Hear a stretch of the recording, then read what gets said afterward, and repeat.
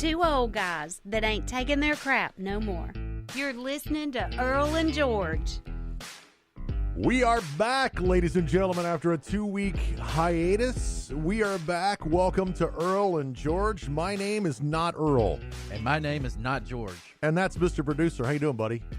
Pretty well. Are you glad to be back? Yes, sir. You're looking really smart with those glasses on you got in there.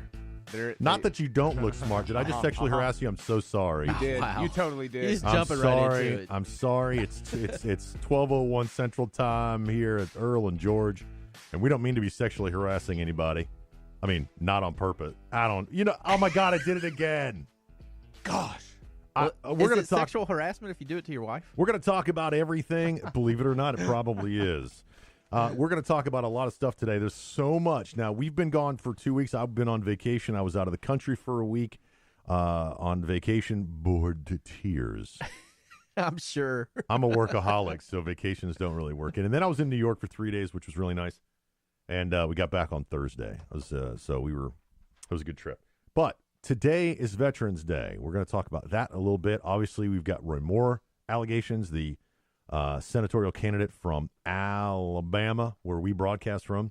And just for the record, we have not liked him from day one. Neither one of us, I can safely say neither one of us voted for Roy Moore Yeah. at all. Ever. No. The bubonic plague is apparently going on in Madagascar, along with a couple other different plagues. There's about 3 plagues that they're going through right now. Coming up on today's show, the Senate tax plan was released. We'll talk about winners and losers. We're definitely going to talk about Roy Moore allegations. And I want to rise because I wasn't here during Halloween, and I know a lot of people across the country were disparaging one of my favorite things. So today, probably later in the show, I will rise in defense of the humble candy corn. Is that why you bought some? That's why I have some here. I'm going to share with you. We're going to talk about the 9 scariest things about eating candy corn while we enjoy candy corn. Wow. Also, we've got this. We've got some audio that happened 1 year to the day from the election. Go ahead and roll that. Donald J. Trump is now President of the United States. President Obama. Yeah. Oh, wait. Oh, there. What a great honor to be able to introduce for the first time ever anywhere the 45th President of the United States of America, Donald. Like she's getting stabbed or something. With a gracious aid. Oh, God. I'm so sorry to my world. I am so sorry to my world. This is not what we want. Wow. Okay, stop right there. Stop right there. Thank you for speaking for the entire planet. I Right. appreciate that. Thank you. Like, we don't all have a voice, you moron. Anyway, so Democrats across the country, about 12 of them, got together and screamed into the sky Outside of the White House. to demonstrate their.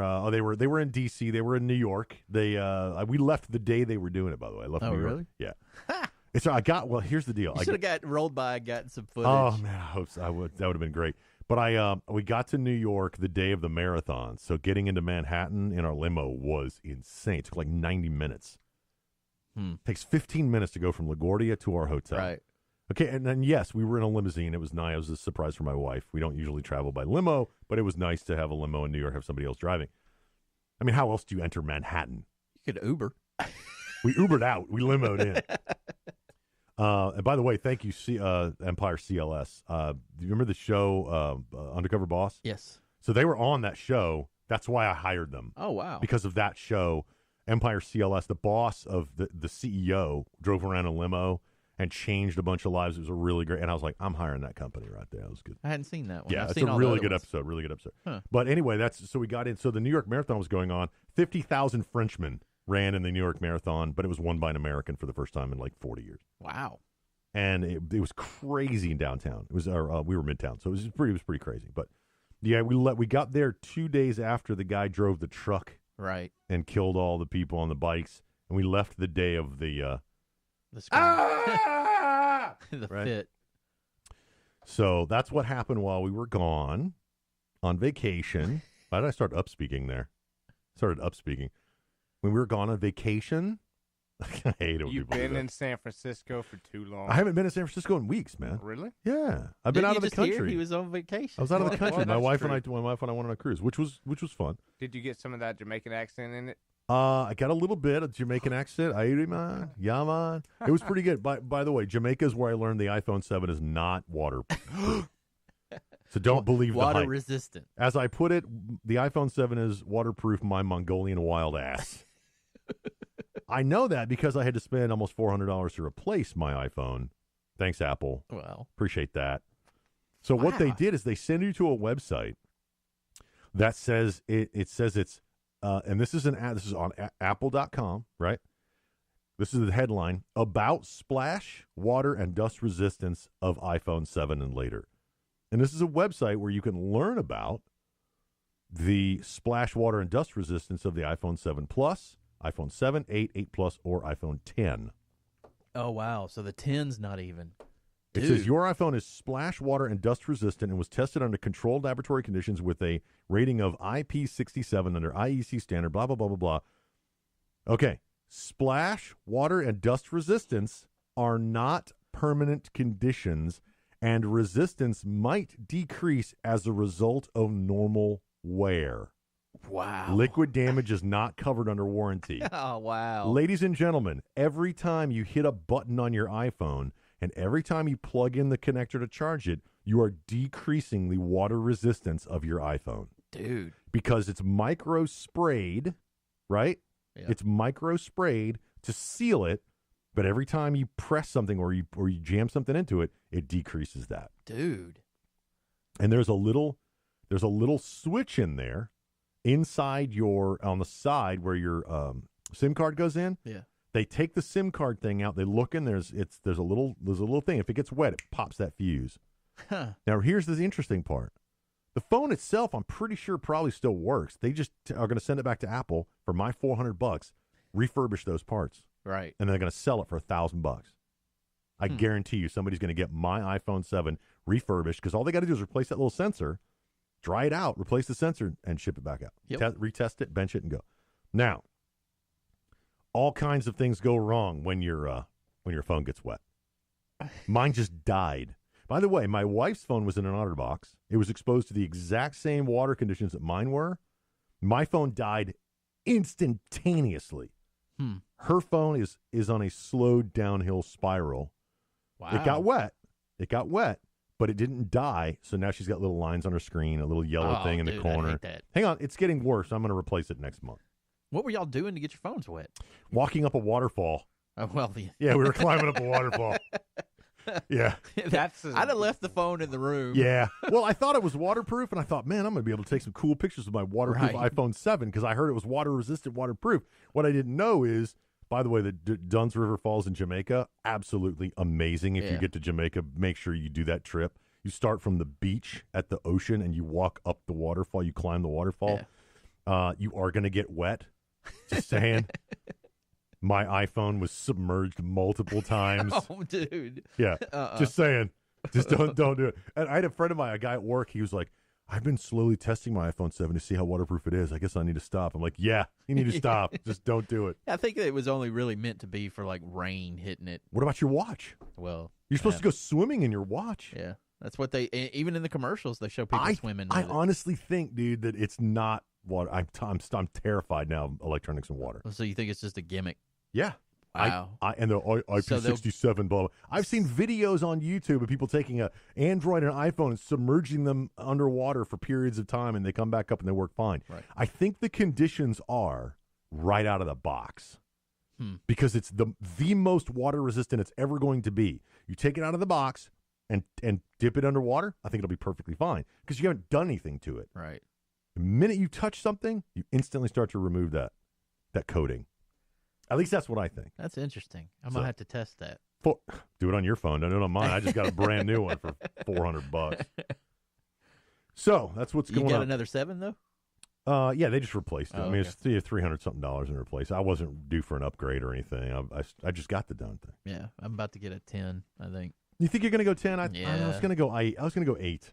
I think I'm gonna get a 10 because I need the 256, and I'm like, I'll just. I'm go so ahead and used get to the my 10. poor little home button.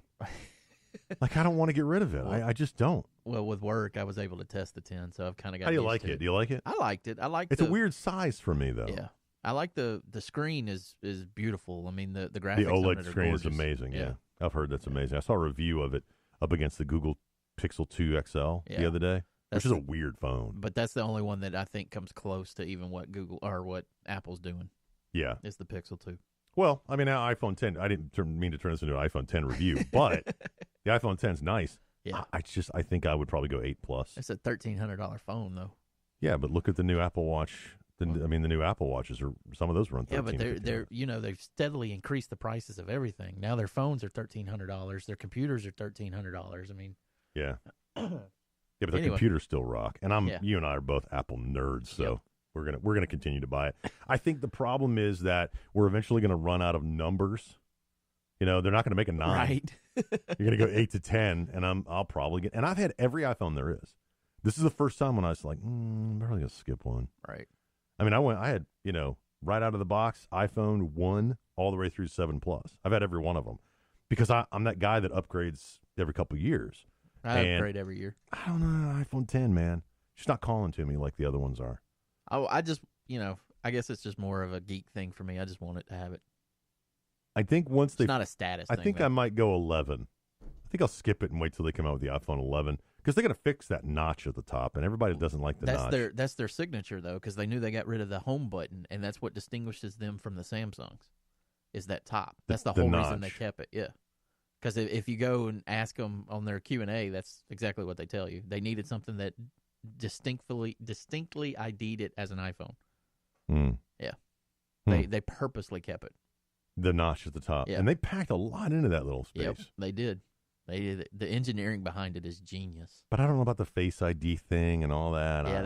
Yeah, that's something that it's weird. But the emojis, the animated emojis, is their big selling point. No, I don't need to do all that. For kids. I'm going to send Mr. Producer an animated emoji of a unicorn farting sprinkles or something. That's what it's what it is. I don't do all that.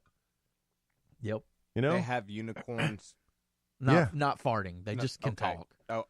Okay. The joke I made is because I go on vacation, I turned my phone off, and my phone became a camera for a week. Right.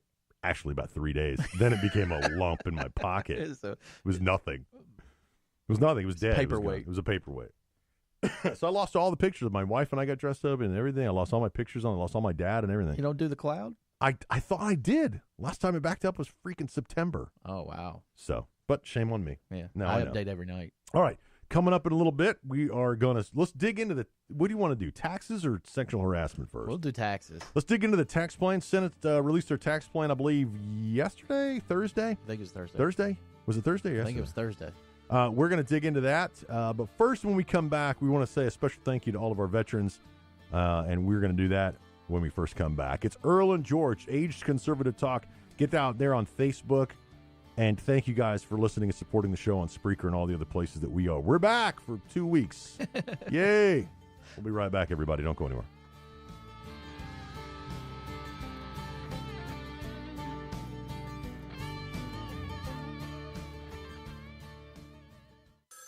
A ranger station. I'd like to report a bear hug. Okay. I put out my campfire and Smokey Bear hugged me. So you drowned the fire, you stirred it, drowned it again, and felt that it was cold?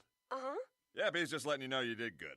Bear hug from Smokey Bear. Status update. I'm gonna let you go now.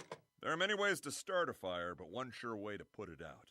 Learn how you can do your part at SmokeyBear.com. Sponsored by the U.S. Forest Service Ad Council and your state forester. Welcome back to The Cat Show. Up next, we have Nico.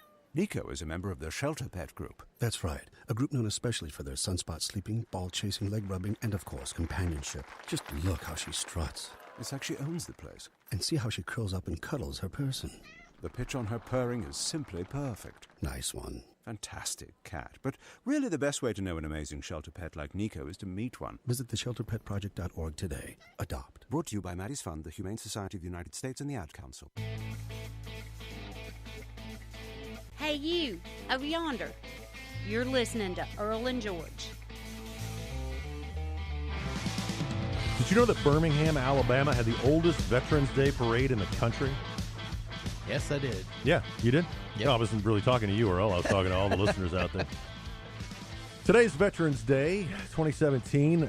Today is a bittersweet Veterans Day for me. After the show today, I'm going to go to a going-away party for a young man who's joining the military. He actually joined the same Special Forces unit that I was in. Oh, wow. So he's going away to basic training today. It's bittersweet because it's my daughter's boyfriend. Oh. See you, Daniel. No, very proud of Daniel.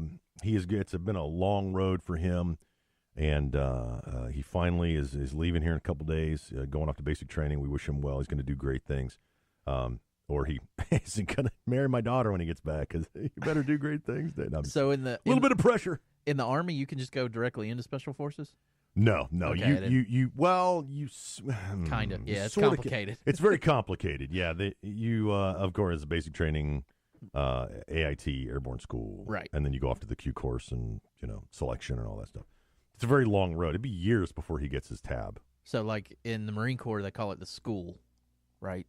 What school you're going to do. Yes. So his schooling, quote, air quotes, is Special Forces. Well, you start off in another MOS, and then you go 18. So 18 series MOS is Special Forces. So he's going to start off, I think he's going to be a radio operator. Oh. So he's going to go to basic training, I believe, Fort Jackson. Then he's going to go to Fort Gordon for his advanced individual training for radio operation.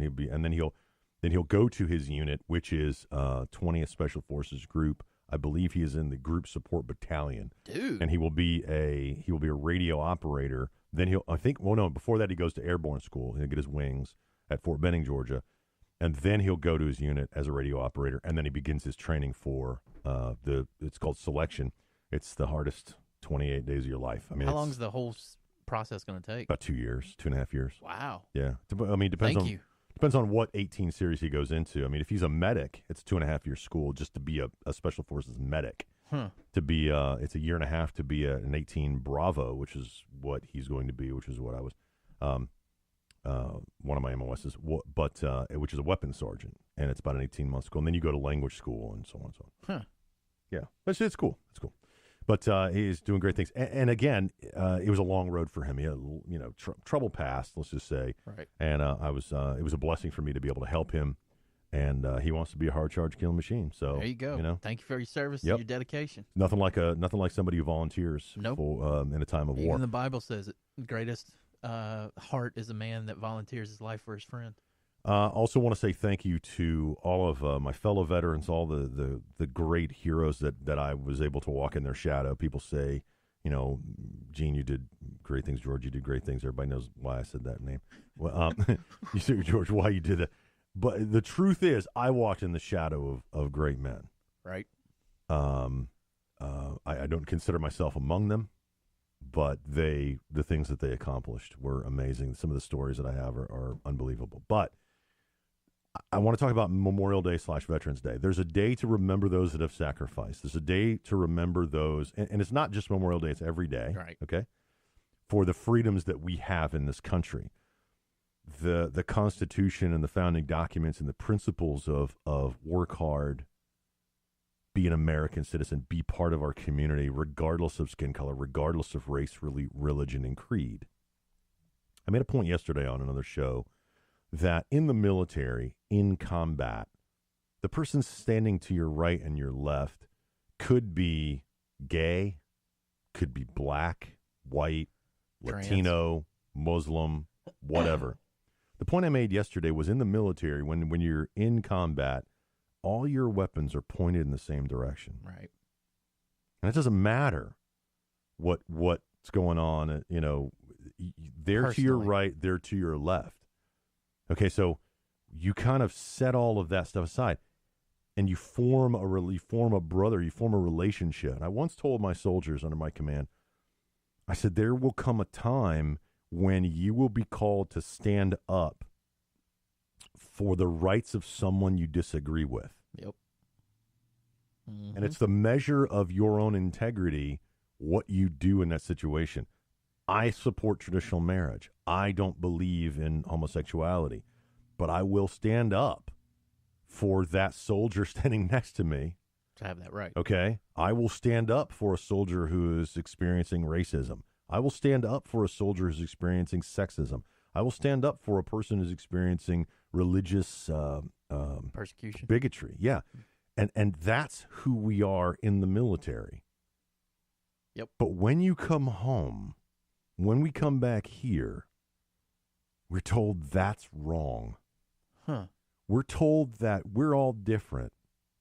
And I can't stand up for you, and you can't stand up for me, and I can't be your friend because you're black, and you can't be my friend because you're gay. You see? Yeah. We're all got to be separate. But in the military, we're all green. Yep. Right? Same and all of our weapons are pointed in the same direction.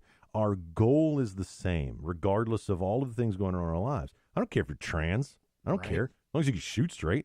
Right. I don't care if you're gay. As long as you help me take that hill. And you don't go AWOL like Bergdahl. That's the thing, right? Whoa, why didn't he get prison time? White privilege. Right. See how easy that is? Yep. See how easy that is? In the military, all of that becomes transparent. All of that becomes invisible. Here in America, after the military, I think that's why a lot of us have issues. It's not. We're told we're wrong. Now, secondly, Memorial Day is when we remember those folks, and every day is when I remember those people that gave the ultimate sacrifice. And I could list them for you. There's one that stands out. His name is Chip Ramsey. He was a captain in 20th Group, and I had dinner with him the day before he died. Let me just say this. Today at Veterans Day is when we remember people who served in the military. Okay, and what I consider, this is George speaking here, I'm one of the lucky ones. I came home without any physical scars of my combat, my service. Now, I have my own scars to bear. And I said this the other day. Everybody who goes and serves in combat, ladies and gentlemen, please pay attention to me. Everybody who goes and serves in combat leaves a piece of themselves there. There's a piece of your soul that you leave on the battlefield. Yep. Please remember when your husband, your wife, your brother, your sister, your son, your daughter comes home. Remember when your dad comes home or your mom. They left a piece of themselves there. I don't care if you were a cook or a fueler for an aircraft carrier. I don't know.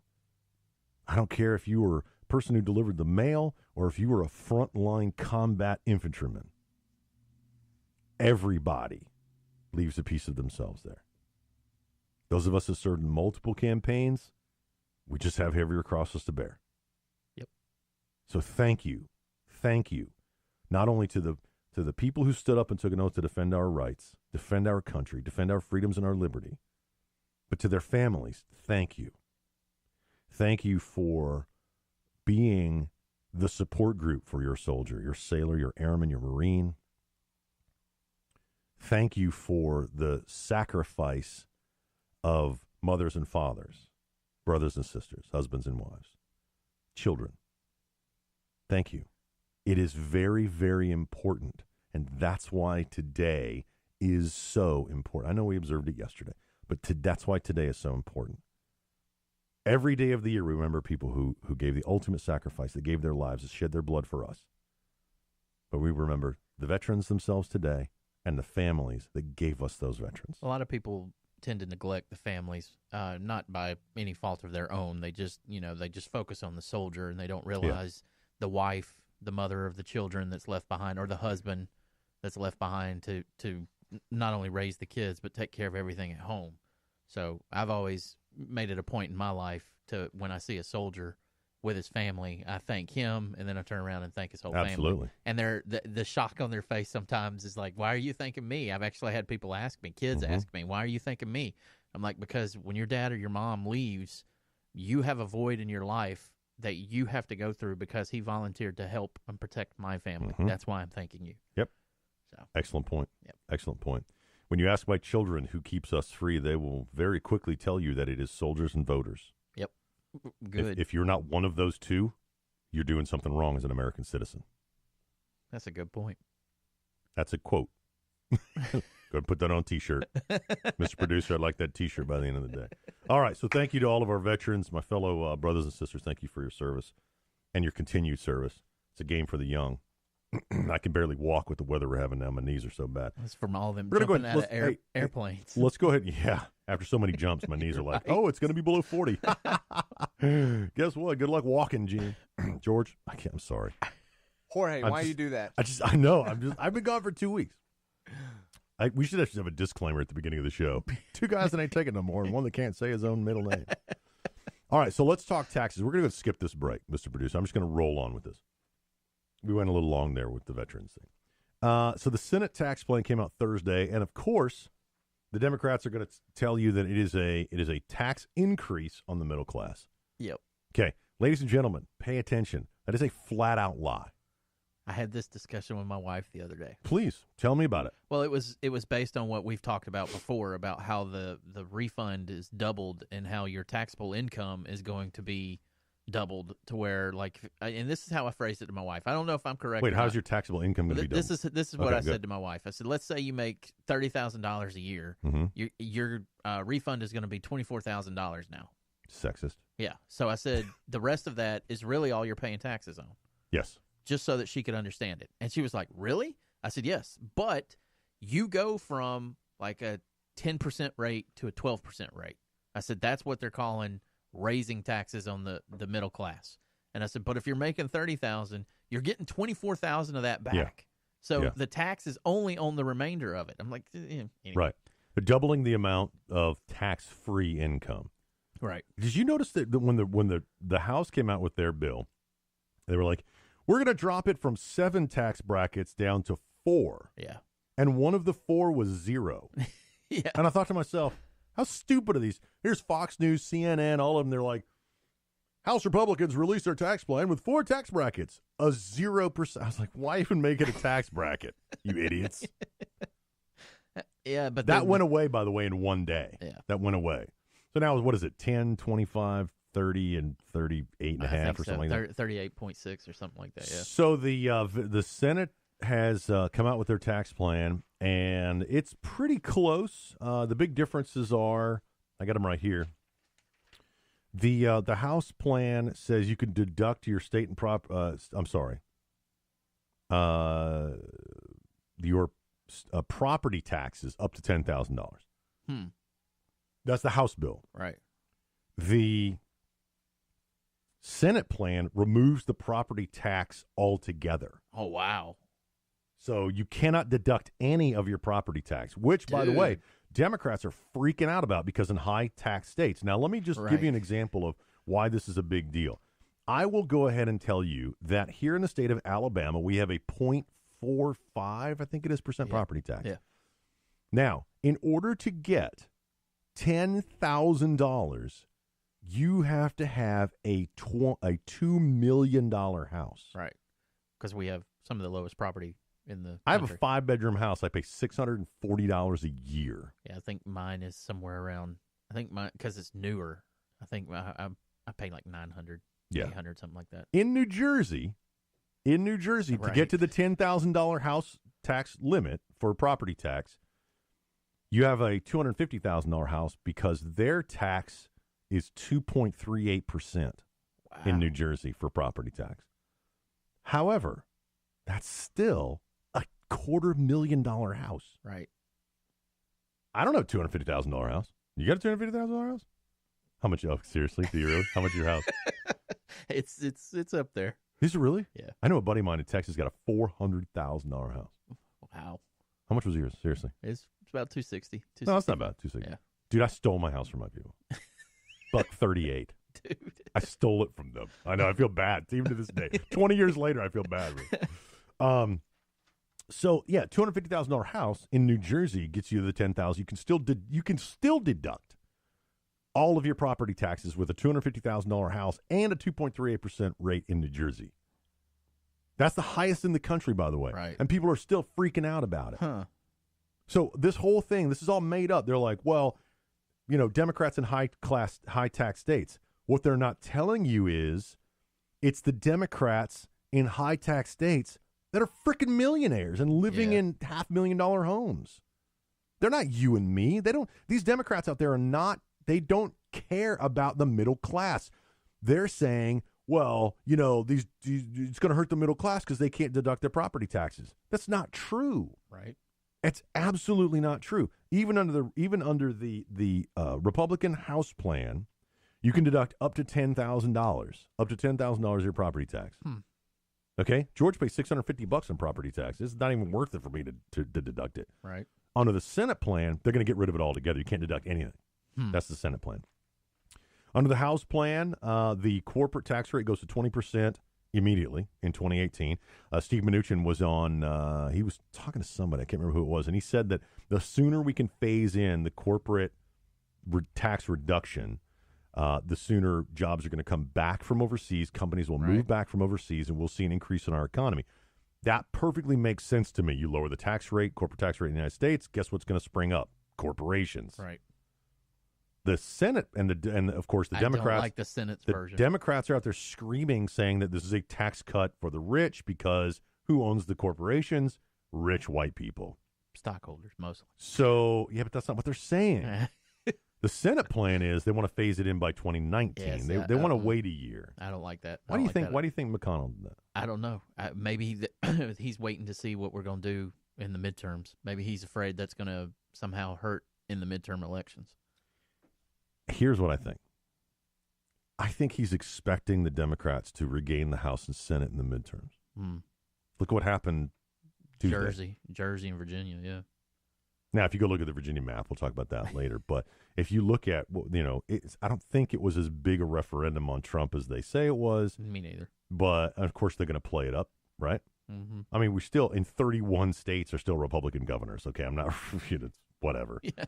So I think he wants to bury the tax plan. He doesn't. I think he's doing this so that Trump doesn't get a victory. Right. And we've talked about it numerous times. They're all rhinos, in my opinion, right now, except for 3 of them. The House doesn't have any provisions for medical deductions. No medical expense deductions in the House tax plan. In the Senate, it will allow will allow individuals to deduct medical expenses. What do you think of that? I like it. Yeah, I don't think it's a big deal. Me neither. I mean, it depends on how much your family spends on medical deduction. Yeah. But I think anytime they intertwine our taxes with our health care, I get really leery. Yeah, well, they've done that. I know. Yeah. I know. It's there now. But the more they do it, right? The more they do it, I got a problem. In the House bill eliminates the estate tax, the notorious death tax. Yes, please. Which, by the way, hang on, only affects households above, $5 million? Yeah. Right. Estates above $5 million. Now, as a conservative, I will tell you that that's double taxation. Okay? Yep. The property and the assets of that estate have already been taxed, either by capital gains taxes for investments, income taxes for income, and sales taxes for property. Yep. Where do they get off thinking they can tax it again?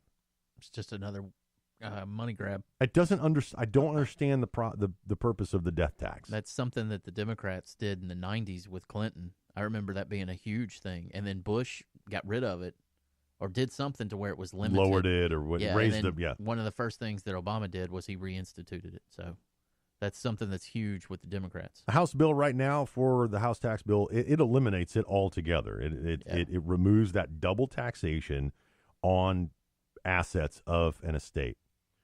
The Senate doubles the deduction. So instead of a $5 million cap, it's now a $10 million cap, which means fewer people in that $1 million estate range, $5 million estate range, will be paying that tax. That's what the Senate does. So it doesn't repeal the death tax. It just makes it so that fewer people will pay it. Well, see, I always look at it, and people are like, every time I give this example, they try to destroy me. And I say, I always think about the farmers. And they're like, oh, farmers don't have that. When you look at farming equipment, they've got hundreds of thousands of dollars worth of equipment, never mind the land and the property and everything else. I mean, I could easily see a farmer being somewhere around $9.5, maybe even $10 million worth of property. With assets, not money in the bank. Right. But they're always like, this is a tax on this is a tax break for the rich when you get rid of their tax and blah, blah, blah, blah. Like here locally, George Barber, if he wanted to pass down his company, which he's since sold, but if he wanted to pass it down to his kids, that was easily an $11 million asset farm. So, but right, and that's a big dairy farm here in Alabama. Barber Milk Company, probably drinking it right now. Now, the House bill also reduces the number of tax brackets from 7 to 3. Well, it's really 7 to 4 because they've instituted they left the 39 where it is. Really? Yeah, it's now 4. It's like 10, 25, 35, 10, 25, 30, and 38 and a half. Senate says keep them all. Don't change it whatsoever. And this is all Republicans. This is what. Yep. Yeah. So when we come back, we're going to take a break here. That's the differences. But when we come back, we're going to talk about two things with regards to taxes. Number one, both Paul Ryan and Mitch McConnell are changing their tune on one aspect of both bills. And we're going to run down the winners and losers for the Senate GOP tax plan. And I've been listening to the pundits, and most of them are saying if this doesn't pass, that lame duck. The president of the United States is a one-term president, period. Yep. They said there's no way he can win if he doesn't pass the tax plan. We'll talk about that and more when we come back. It's Earl and George. He's Earl. Yes, I am. I'm George. We'll get it right we'll get it right one of these days. We'll be right back.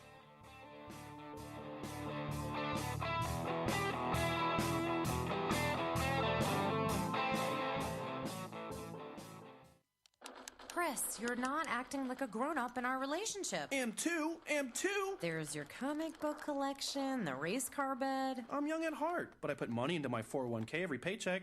I'm taking control over my financial life, and that feels pretty grown-up to me. Put away a few bucks, feel like $1 million.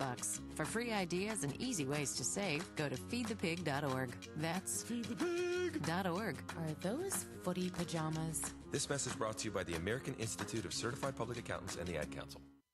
Hi, Mom. Is Claire's birthday party today? Me again, Mom. Where did I put my history book? Hi. Sorry, forgot one last thing. Sometimes it's hard to concentrate. At school, I start looking out the window, and then I forget what I was supposed to be thinking about. I know it seems like I don't care, but I do. It's just difficult for me. Love you, Mom. Bye. Join parents and experts at understood.org, a free online resource about learning and attention issues to help your child thrive. Brought to you by understood.org and the Ad Council.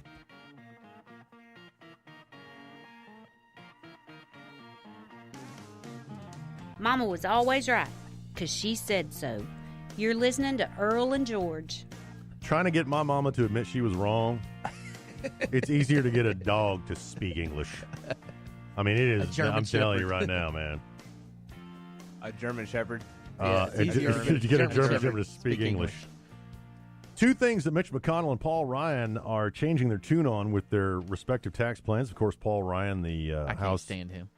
Speaker of the House, and Mitch McConnell, the majority leader in the Senate. Mitch McConnell previously said that, quote, nobody in the middle class is going to get a tax increase on MSNBC last week. That's what he said. This week he said you can't guarantee that absolutely no one sees a tax increase. Wow. He clarified on yesterday at the New York Times. Ryan did almost the exact same thing. Quote, so actually, even though there's a lot of false information out there, everybody gets a tax cut, he said Wednesday. However, he later said, at every income level, there is a tax cut for the average family, Ryan said Thursday. Now, for more information on the potential tax benefits of some taxpayers under the proposed ban, there are three great economic reviews. One from the Tax Foundation, quote, on a static basis, the Tax Cuts and Jobs Act would increase the after-tax income of taxpayers in every taxpayer group in 2018. That's a quote. Here's another one. This is from the Joint Committee on Taxation. Quote, in 2019, our projections would say that there is a tax benefit to all income categories as we measure them, end quote. Wow. And from the Tax Policy Center, quote, we find the legislation would reduce taxes on average for all income groups in 2018 and 2027. Dude. When the liberals tell you this is a tax increase on the middle class, they're lying. Yep. It is a lie. Okay? But it doesn't matter anymore. That's right. The left doesn't think. They just believe what they're told. Because they win the narrative. Yeah. They win the narrative. You can't use numbers. You can't make sense with people who just drool whatever they say. We've told you many times on Earl and George. By the way, thank you for going out. Thank you for checking out our Facebook page, Spreaker. Thank you for listening on SoundCloud, all the places that we are, and spreading the word about Earl and George. I know we took 2 weeks off. Sorry, I was out of the country, and he's lazy. Yeah. There's that bus.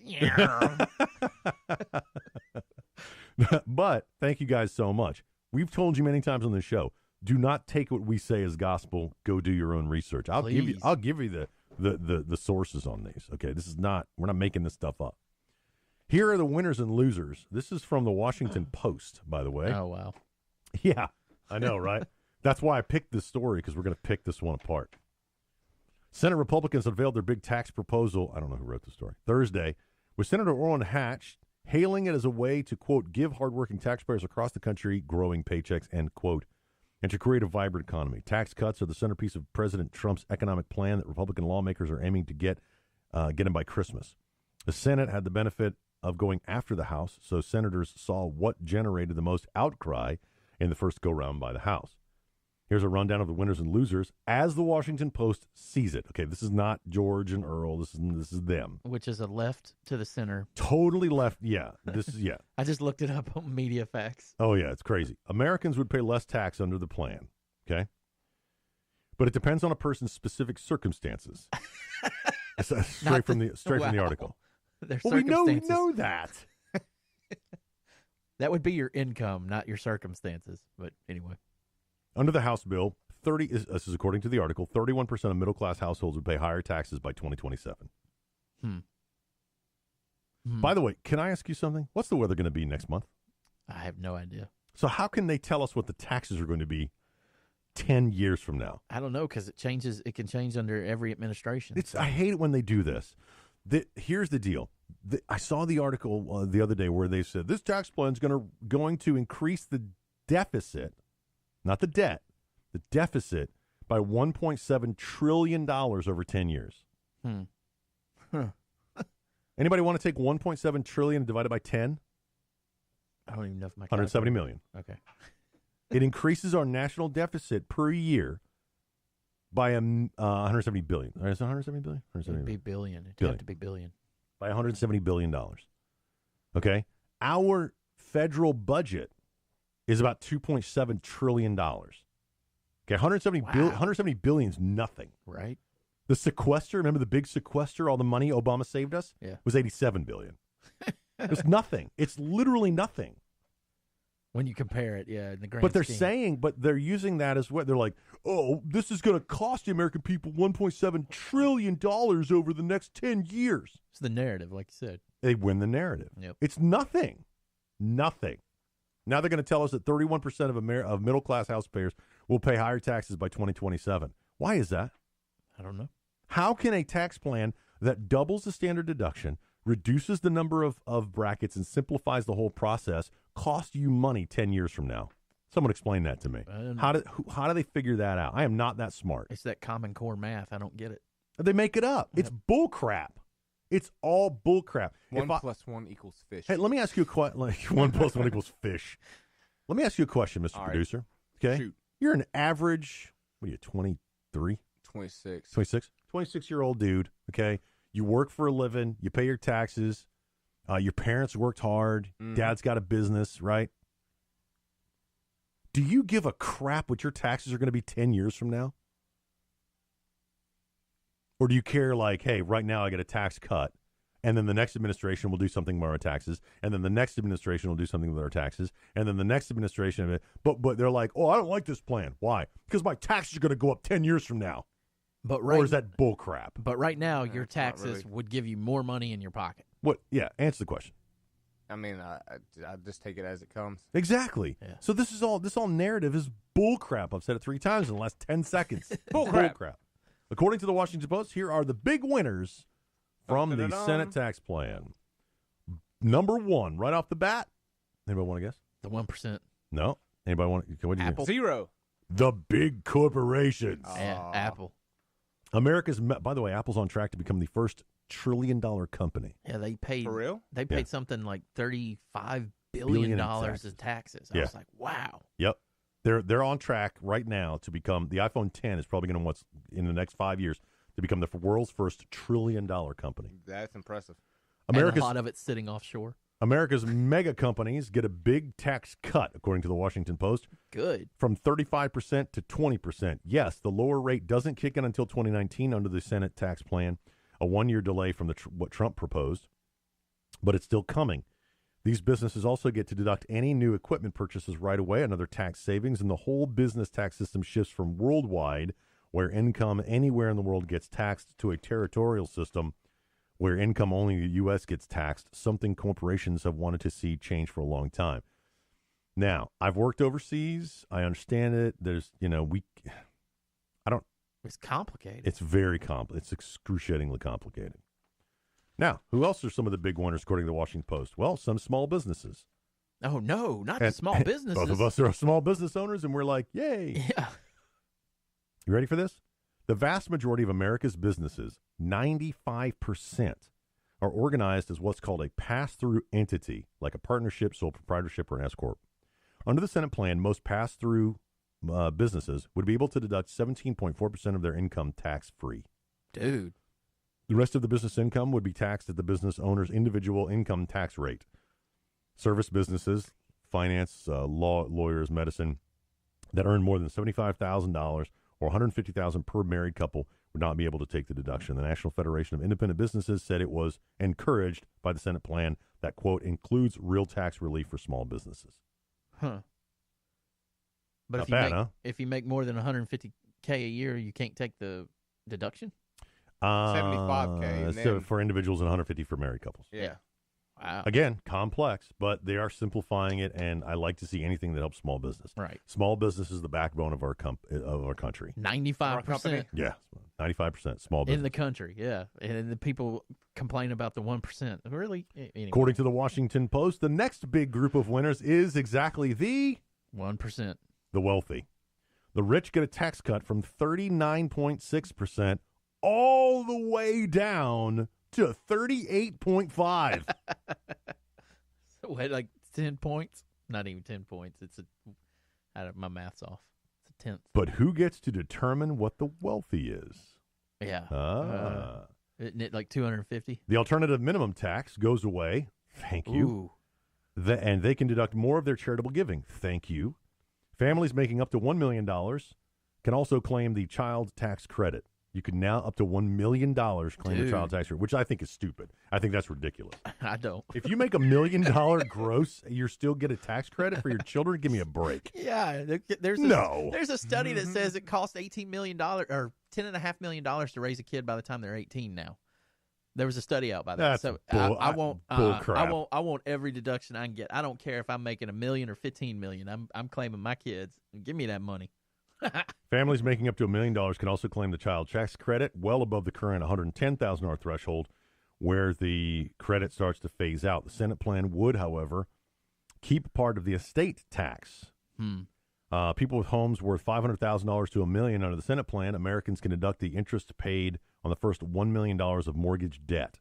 Dude. The House bill capped the deduction for new mortgage debt up at $500,000. The current threshold is $1 million, and the Senate keeps that in place to boost home builders, real estate agents, and wealthy homeowners. Only 6% of U.S. mortgages are worth more than $500,000. Wow. I'm nowhere near $500,000. I know. Does that include assets? I'm doing okay, but I live in the projects compared to some people. Like some people, some people on their I wasn't on vacation. I'm just saying I was working. His house is literally twice what mine is. This guy. How many bedrooms you got? I don't know. You lost count? I got 5. Yes, I've lost count. You live in a cul-de-sac? No. No? You got a wedge-shaped yard? According to the Washington Post, other people that are big winners, Americans with hefty medical bills. The Senate keeps the popular medical deduction in place, which allows Americans with really high medical expenses to reduce their income taxes to help defray the cost of treatment. The deduction is currently taken by 8.8 million Americans, including many serious seniors suffering from diseases such as Alzheimer's. Families who adopt children also get a benefit. Yeah, the Senate keeps the one-time credit worth up to $13,700 $570 for every child that families adopt. Fantastic. Nice. I'm totally on board with that.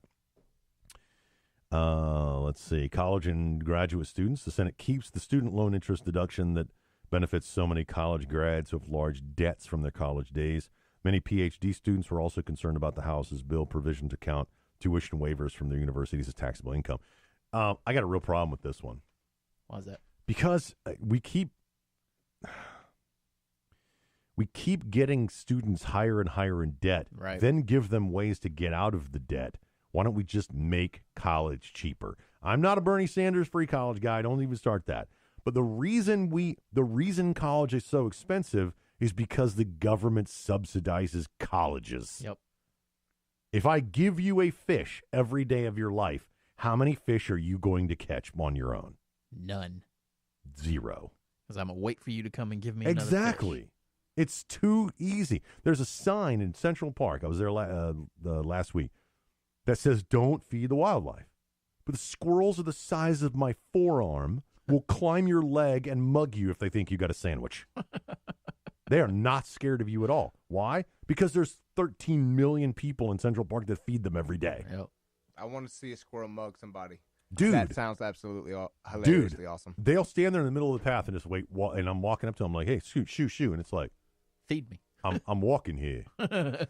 You can walk through Central Park and go, and every squirrel from 100 miles will come to you. That's freaky. Oh, it's it's like terrifying. birds, but with It's horrifying.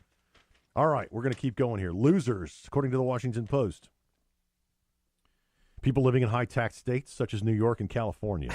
All state and local tax deductions, the SALT deductions as they're known, are gone in the Senate plan and the House plan. Taxpayers would lose the ability to deduct their state. Let me rephrase that. The House plan caps it at $10,000. Taxpayers would lose the ability to deduct their state and local property taxes and other taxes from their federal taxes, a break used by 44 million Americans. Well, of course. You know how many taxpayers there are? 44 million. A number of Republican House members insisted on only a partial repeal of the House bill. Who else are big losers? Law, architecture, consulting, financial, or medical small businesses. Now, I am a consultant, so I'm very interested in this. Senate plan does not allow service businesses to earn more than $75,000 a year. Wow. Now, the company I work for is $3.2 billion company. They're kind of big, just to say. Just a little bit. It's a little big. I'm not. I'm a little bit. Other small businesses like pizza shops can deduct 17.4, but service businesses cannot. Business owners also lose the ability to deduct many of their daily expenses for supplies, home office costs, legal, so on. Seriously? Mm-hmm. Yep. Dude. Let's see. 1,800. Who are other losers? According to the Washington Post, 1,800 super wealthy heirs and heiresses. The Senate has opted to keep in place the estate tax, something called the death tax. Sometimes called the death tax. At the moment, okay, the tax only impacts about 5,000 wealthy families a year, and it's only assessed on assets worth over $5.49 million, or $11 million per couple. Under the Senate plan, the threshold doubles, so people won't pay tax on the first $11 million they inherit for couple, or $22 million for couples. So the nonpartisan Joint Committee on Taxation estimates that only 1,800, so they're going from 5,000 to 1,800, would end up paying the death tax. Yeah, you're talking about like the Walmart family. Yeah. Gates family. Yeah, Zuckerberg's, Gates, things like that. And the last thing that the Washington Post says the biggest losers are the poor in America. Who are doubling their returns, but anyway. Or don't pay any tax at all. How are they losing if they don't pay tax? And that's the question, and I'm about to answer it for you.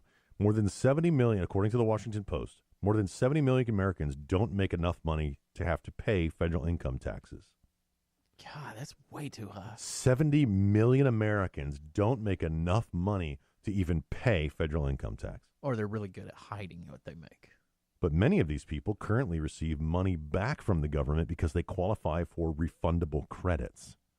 Under the Senate plan, those credits aren't going away, but they also aren't getting more. They're not growing. On top of that, the plan raises America's debt, which will likely require cost cuts somewhere down the line. Republicans have proposed sizable cuts in the past to some safety net programs used by the poor. Now, if you don't pay taxes, why are you getting money back? It was us saying, well, like, I understand, like, the elderly that can't work because they're injured or disabled to some degree. They don't necessarily make the qualification to make enough money a year. I know several people that don't. Why they get money back from that is more like we're sorry you've had a tough year. Here's a little bit spending cash or whatever. No, it's the single mom with 9 kids. Well, that's a whole nother topic. And again, we're not debating whether that's right or wrong. I'm simply asking the question. Right? Should they get Why are you receiving money that you didn't pay? I mean, that is the definition of wealth redistribution. Right. Right? Mm-hmm. I'm working, I'm paying taxes. You're not making enough to pay income tax, but you get more money. And there's a lot of people that 70 million people? Yeah, there's a lot of people that purposely do that. They don't want to make more money because they know they get that money back at the end of the year. I knew a guy. I almost employed him, but I was told by the state that he can only make $18,000 a year. If he makes $1 more than that, he loses all kinds of other benefits. Wow. And they specifically said, you cannot pay him more than this amount of money. Yeah, I know people that are on Social Security disability that they say the same thing. They can't make more or they'll lose their Social Security. They'll lose something else. So now think about that. That traps them in the situation. Yep. I could pay the guy $50,000 a year, $60,000 a year, and he'd be fine. He doesn't need all that other stuff. Right. Right? But they're like, oh, no. You don't pay him. You only pay him $18,000 a year because he loses all this other stuff. Well, if I pay the guy $60,000, he doesn't need all that other stuff. But then you got some people that get used to getting that money and they consider that to be guaranteed income, and your business could go out of business, and then that's exactly right. Our system traps the poor. Yeah. So let's not talk about what they win or what they lose. Let's talk about this situation of getting them into generational tax prison almost. Right? Yep. How many generations now do we have people that are stuck in that situation, and they're taught by their grandparents and taught by their parents? I know a lot of them. And then they complain about being in the situation when it was the government and sometimes their own decisions that put them in that situation to begin with. Yep. The last thing the Washington Post said of the big losers in this tax plan, and this is a big one, guys. This is probably the most important thing I've read in this entire article. The Senate plan does away with a $20 per month deduction by people who bike to work. Unbelievable! These horrible Republicans are starving children. $20 a month? If you bike to work. Wow. How do you prove that? How do you prove that on your tax? I've never seen that checkbox on my taxes. You got a GoPro, I guess. How do I go to my accountant and be like, yeah, man, I've been biking to San Francisco for the last year. Gonna get my $20 a month? That's ridiculous. Why do we pay stupid crap like that? That's the tax code. Now, here's the question I want to know. How many millions of Americans are getting that deduction? How many hundreds of thousands, possibly millions of dollars are we paying people to bike? You and I. Right. Let's just say a lot. 240 times a million people. Come on. It's crazy, man. That's crazy. Okay. Coming up next hour, 24 million. Mm-hmm. Coming up next hour, we will talk about the allegations against Roy Moore. We're going to talk about the San Antonio shooting just a little bit. I want to touch on that. We're also going to talk about you want to talk about the plague a little bit? Oh, I wanted to touch on the president 1 year later. Yeah. Guy's getting a snot beat out of him. Yep. He's also, his value's gone down. He's lost like $1.5 billion in his net value. Well, here's the deal. We're talking about Roy Moore when we come back. Hour number 2 of Earl and George. It's aged conservative talk. Are you a winner or a loser? 800-684-9925. I'm a winner. I'm a winner too. We'll be right back.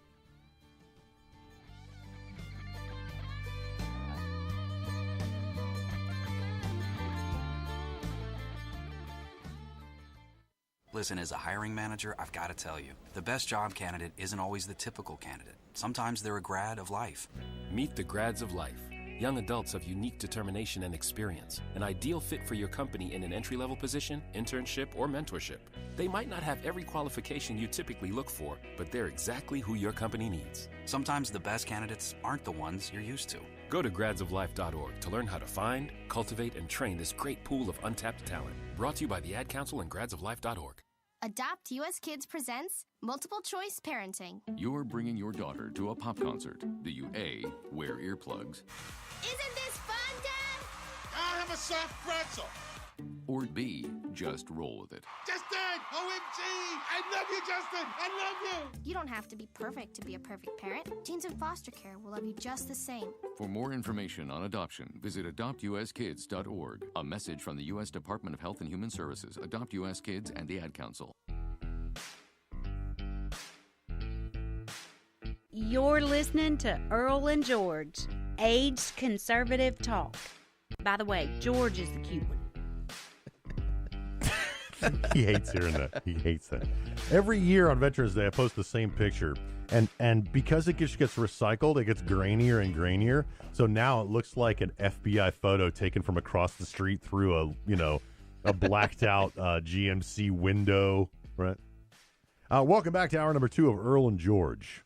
I'm George. Oh wow! You see that photo? It keeps getting grainier and grainier. He's Earl, and that's Mr. Producer in there. Now, we're done talking taxes because a lot of people are like, taxes. By the way, both we actually bills had 3 people email asking us why we were still talking about taxes. Here's the deal. They got the 2 bills now have to go into a committee, and they'll come out with another bill. They'll try to pass it. Democrats will vote against it. House Republicans will vote for it, and hopefully it will pass and go to the but Murkowski and McCain and a couple other rhinos will come out, and they'll vote against it so that Donald Trump doesn't have a victory. Yep. That's what's going to happen. That's literally what's going to happen. By the way, did you see that Donald Trump was, I'm going to use the word interrogating Vladimir Putin about yeah, that was election? Hey, man, did you meddle in the election? Yeah, did you meddle in it? No. Are you sure you didn't meddle a little bit? No. Are you really? Are you sure? And he just kept going on and on and on. What's the first thing they ask somebody that's been drinking when they're driving when the cops pull them over? Do you have anything to drink tonight? No. Or I had 1 beer. But that brings up a great question. That brings up a great point, because we talked about it a little bit off the air. And I've said this many times. Okay, when you ask a direct question of someone, like I don't know what, I was in a conversation the other day with someone, and I asked them something, and then they started going on. They did the whole it's hard to explain because I don't want to out the person, but I said something, and they didn't give me that direct answer. Right, and you're like, yeah, red the hair flags are going up, sticking up on your neck. I had a friend of mine who was a Georgia state highway patrolman, and he told me one time, he said he pulled over a white minivan, kids in the back, guy driving, and he literally walks up and he's like, I see your driver's license, registration. Guy hands him out the window. Guy says, you have any drugs in the car? And he said, I'm offended. I've got, my kids in the back. Right. I'm a Christian. And he starts going off like 15 pounds of coke. Wow. And he said, no means no, and everything else means yes. Yep. So when someone asks you a direct question, no means no, or yes means yes, and everything else means the opposite. Sean Hannity last night actually literally just directly asked Roy Moore, right? Yep. Do you remember, have you had contact with young kids and everything? By the way, I need to put out this disclaimer. Neither Earl and I wanted Roy Moore as the candidate for, okay? No. I am not voting for Doug Jones in the state of Alabama, which means I'm not voting. Yep. Period. It's the first time I haven't voted. Me too. I will not vote. First of all, I will not vote for Doug Jones. You have your reasons. I've got my reasons. So we're not going to vote for that candidate. I'm not going to vote for Roy Moore because I've got other reasons. But I have said from the beginning, there is something wrong with this candidate. There's a lot wrong with this candidate. I have been watching Moore for a very long time, and I don't believe that anybody who uses their religiosity to benefit themselves in their career, unless you're a pastor, right. Okay, then your job. It's not really benefiting you. It's what you're doing. Yeah. I mean, yeah. Using your religion for personal gain, whether it's financial or within your career, That's wrong. Yep. Okay? And that's why we put out on Earl and George yesterday on our Facebook. Perhaps now the people of Alabama will vote for the best candidate, not the best Christian. Which they're not, because all the people on the news are, I still support him.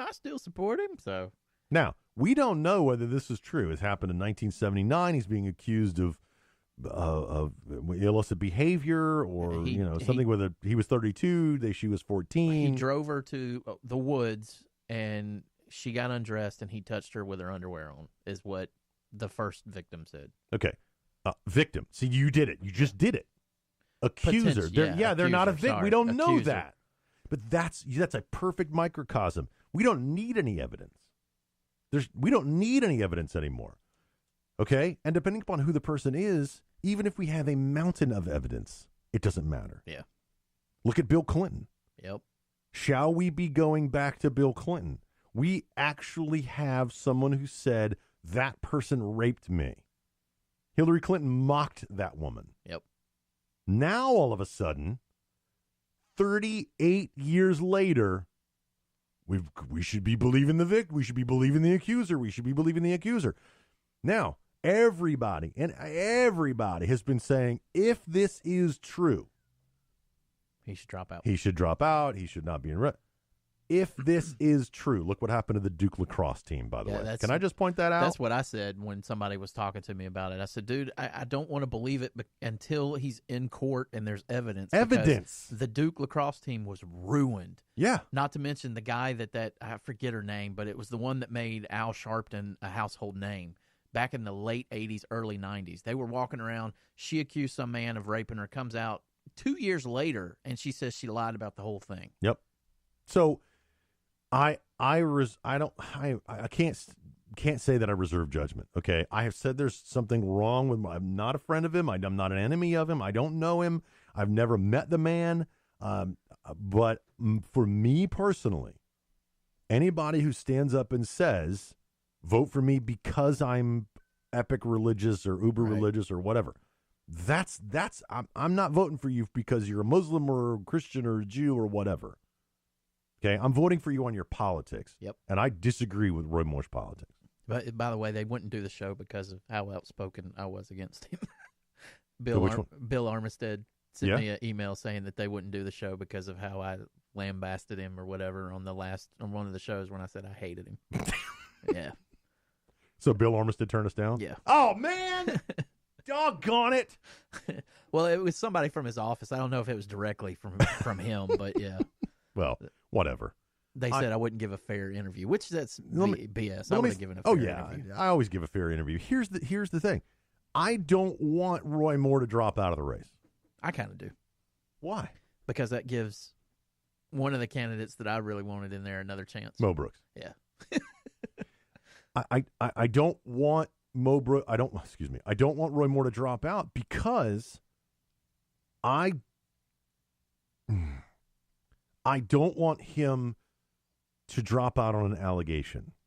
I want there to be evidence. If he did this, right, and we can prove it in a court of law, and there is a... By the way, I looked up the statute of limitations in Alabama. There is none.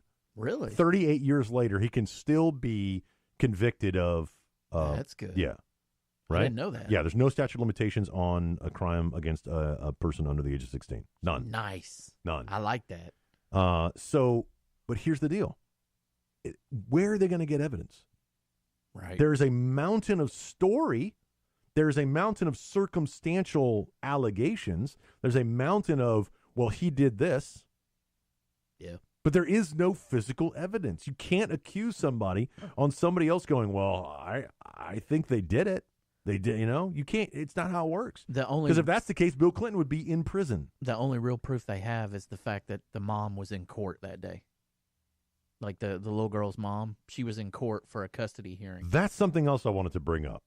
You're sitting on the steps of a courthouse about to go in for a custody hearing for the child, right? Yeah. And a stranger comes up to you. Well, he was the assistant district attorney. I'm sure she knew 32 years old, and just and she leaves her daughter with the guy? He probably introduced himself as the assistant attorney general too. just so that she'd feel more comfortable. Because he was a DA at the time. He was like an assistant DA. It was 32. He was 38 years ago. And he wasn't in the Supreme Court. Nothing. No, I said assistant attorney general. Didn't I? He wasn't the attorney general. He was assistant DA. Oh yeah, okay, assistant district attorney. But he said that she didn't need to be in there hearing everything going back and forth with the parents arguing and everything. So he would just watch her for a few minutes. Is what the mom said. And how did they get into the woods? Well, this was later. Supposedly he came back and picked her up like, were they 30 dating days at that point? Or well, why would the mom let her leave? Yeah. Is the next question. But, then you have people saying, well, he was a DA. He probably sweet-talked the mom by saying, I can make some of this go away if you just let me go and talk to her. Something like that. So I can see that argument. Dude, this is bizarre. Yeah, it that's what makes me question it. The fact that and again, I cannot stand the man. No, I can't either. But the fact that there are too many things to it, like again, why would a woman back in the 70s? This was right around Adam being abducted. If not, no, Adam was in the 80s. That was 85, I think. But in the 70s, why would you trust a grown man? I don't care if he's district attorney or not. To take your child anywhere. But you didn't even know who he was. Right. Well, I'm standing by that. She probably knew him somehow. Because that's the only way I can see a mom being comfortable with leaving her kid with somebody. The list of Republicans that are talking about him dropping out right now, they only are doing that because they want him off the ticket. They don't want him in the Senate for some reason. And maybe that means I kind of do want him in the Senate. Yeah, that's another thing I've been looking at, too. Because he's Bannon guy, too. He's a Trumper, and Trump didn't really want to support him. No. So. Everybody. Now, here's the problem. Ted Cruz is sick. But they all start out with, if this is true, we're not going to find that out for 5 years, man. It's gaining traction because of Hollywood and everything that's going on. When we come back, we'll talk about, speaking of Hollywood, how cool it is to be molested these days. Woo! Damn. It's sick. We'll be right back.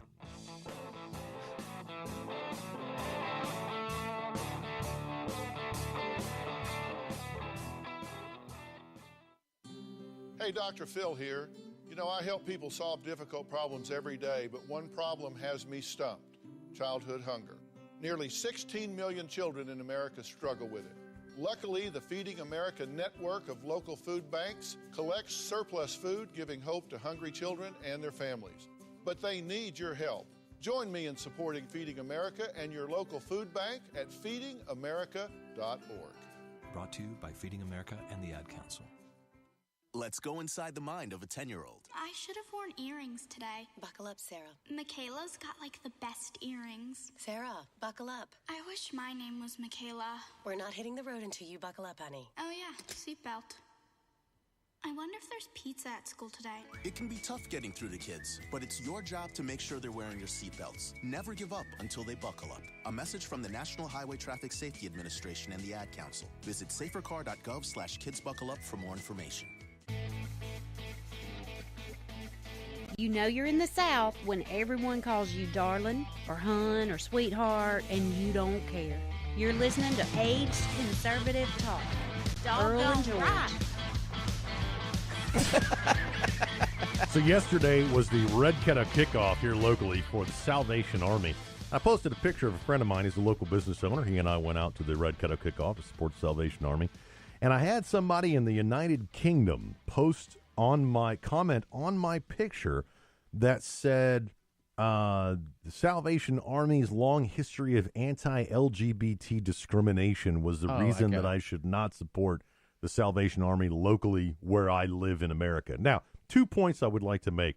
Number one, the Salvation Army does a lot of good in the communities where we all live. Number two, continuing number one, rather, they are a beacon of hope for people that after a disaster need certain things. They show up after natural disaster and help people. Okay, that's the Salvation Army that I know. And yes, they do support traditional marriage, and they believe that marriage is between a man and a woman, and they are a Bible-believing organization. But number two is nobody, and I mean nobody, from England should be lecturing the United States of America or me personally on how to treat gay people.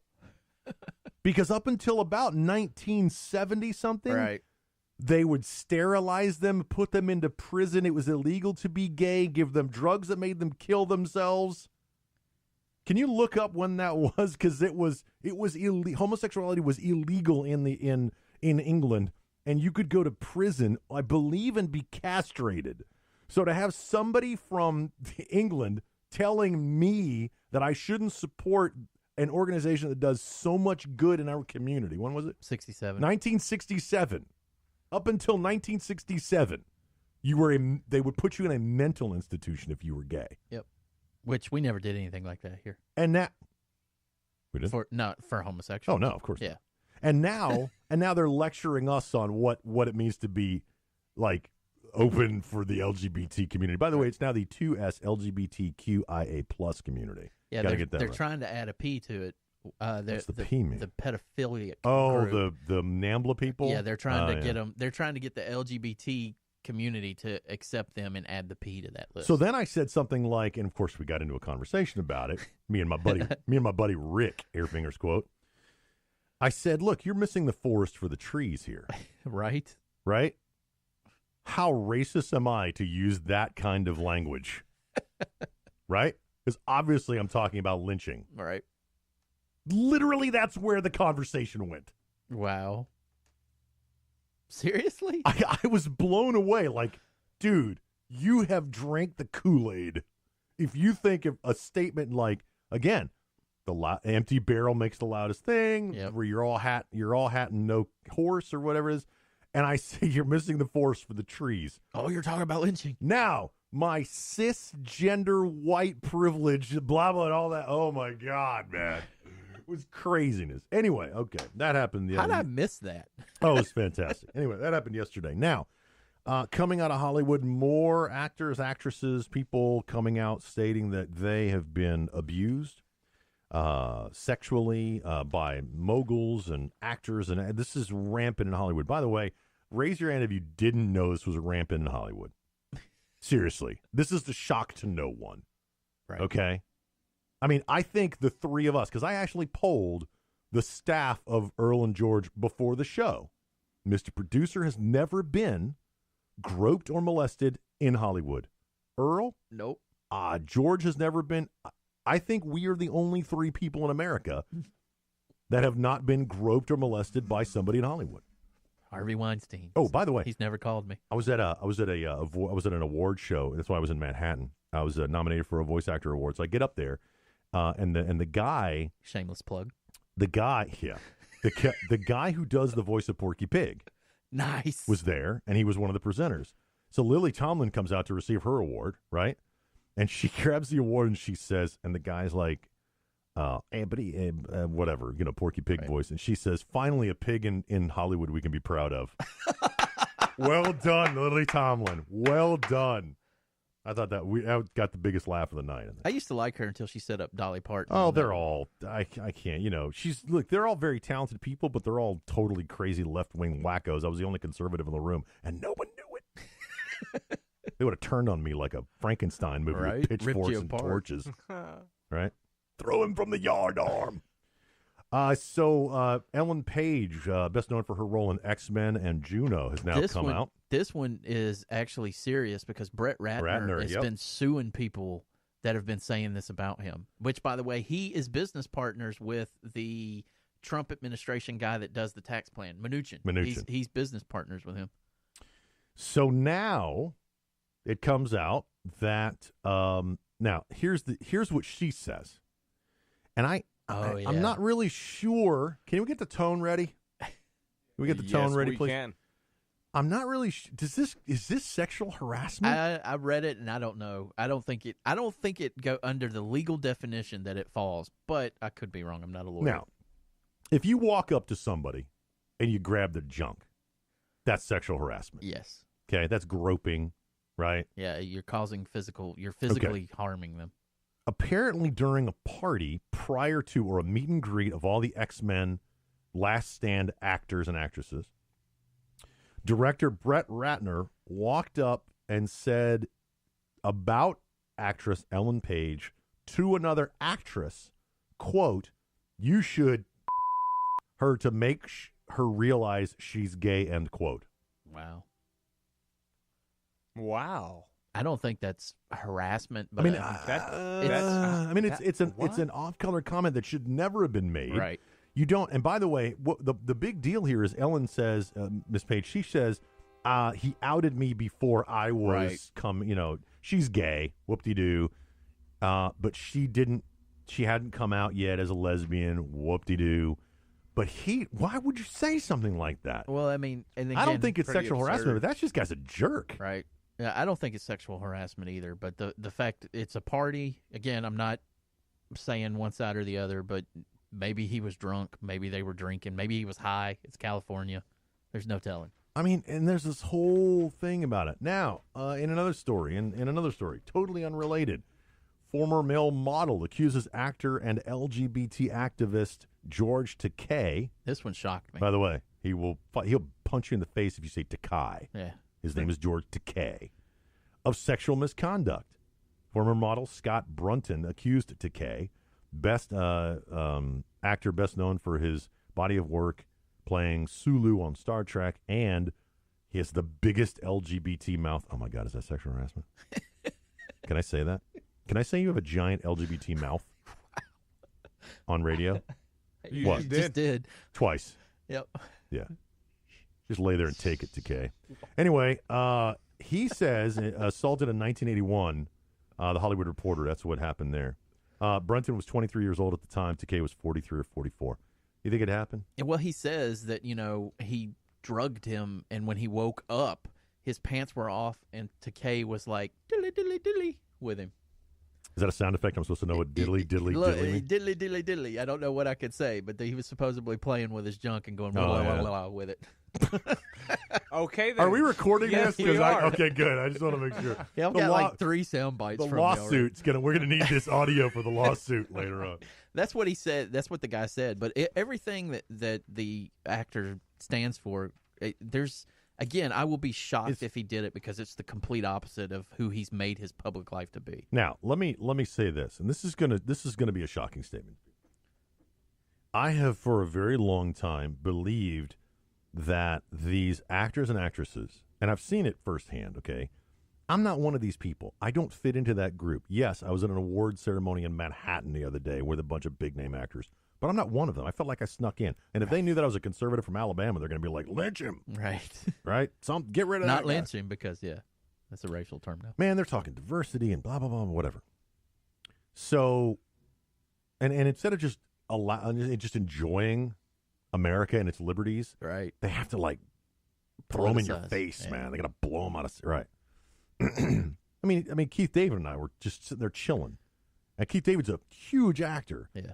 Right? We get done. We go out on the street, and he's just like, okay, guys, see ya. And he just turns and walks off. You think he would get into his limo and go to his Fifth Avenue apartment. But no, he's just like, okay, see ya. He just walks down the street. He's a normal guy. Right. That's a normal guy. But then there's other ones that are talking about all kinds of nonsense. Anyway, they all have a level of relevance in their own mind. Right? Yep. I think this is part of what happened to Jenner. Yeah. I think we hit a level of relevance, and it was cool to be trans and cool to be gay and cool to be whatever. And a lot of these people who have over the years become irrelevant because we all do. Okay. And we all shrink into our own families and I'm relevant. Crisis. What? Midlife crisis. Something like that. Yeah. But for an actor or an actress, it's a disease. It is a mind altering state because they're not in the news. Hollywood Access doesn't care who they are. They're not making the millions of dollars per movie that they used to, and so on and so on. And they get to a point where they're like, how do I become relevant? Now, even what's his name? The guy who wants to do the movie now. Which movie? No. We were talking about him earlier. His friend was molested by what's his face? Corey Haim. Corey Feldman. Corey Feldman. Yeah, talking about Corey Haim. This has even given Corey Feldman a chance to become relevant again. Right. He tried it with his music. By the way, if you've got 10 minutes to kill and you want gut-splitting humor, go watch Corey Feldman. I don't even think it's worth it for Dude, just a good laugh. It is the funniest thing. He is terrible.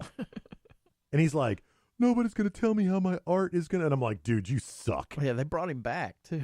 Because he sucked so bad. Right. It was the first time on Good Morning America, they were like, you sucked so bad, we brought you back again. Because their ratings were so high because people wanted to see how bad he was. And then the YouTube views were huge. It was crazy funny. Anyway, but this whole thing.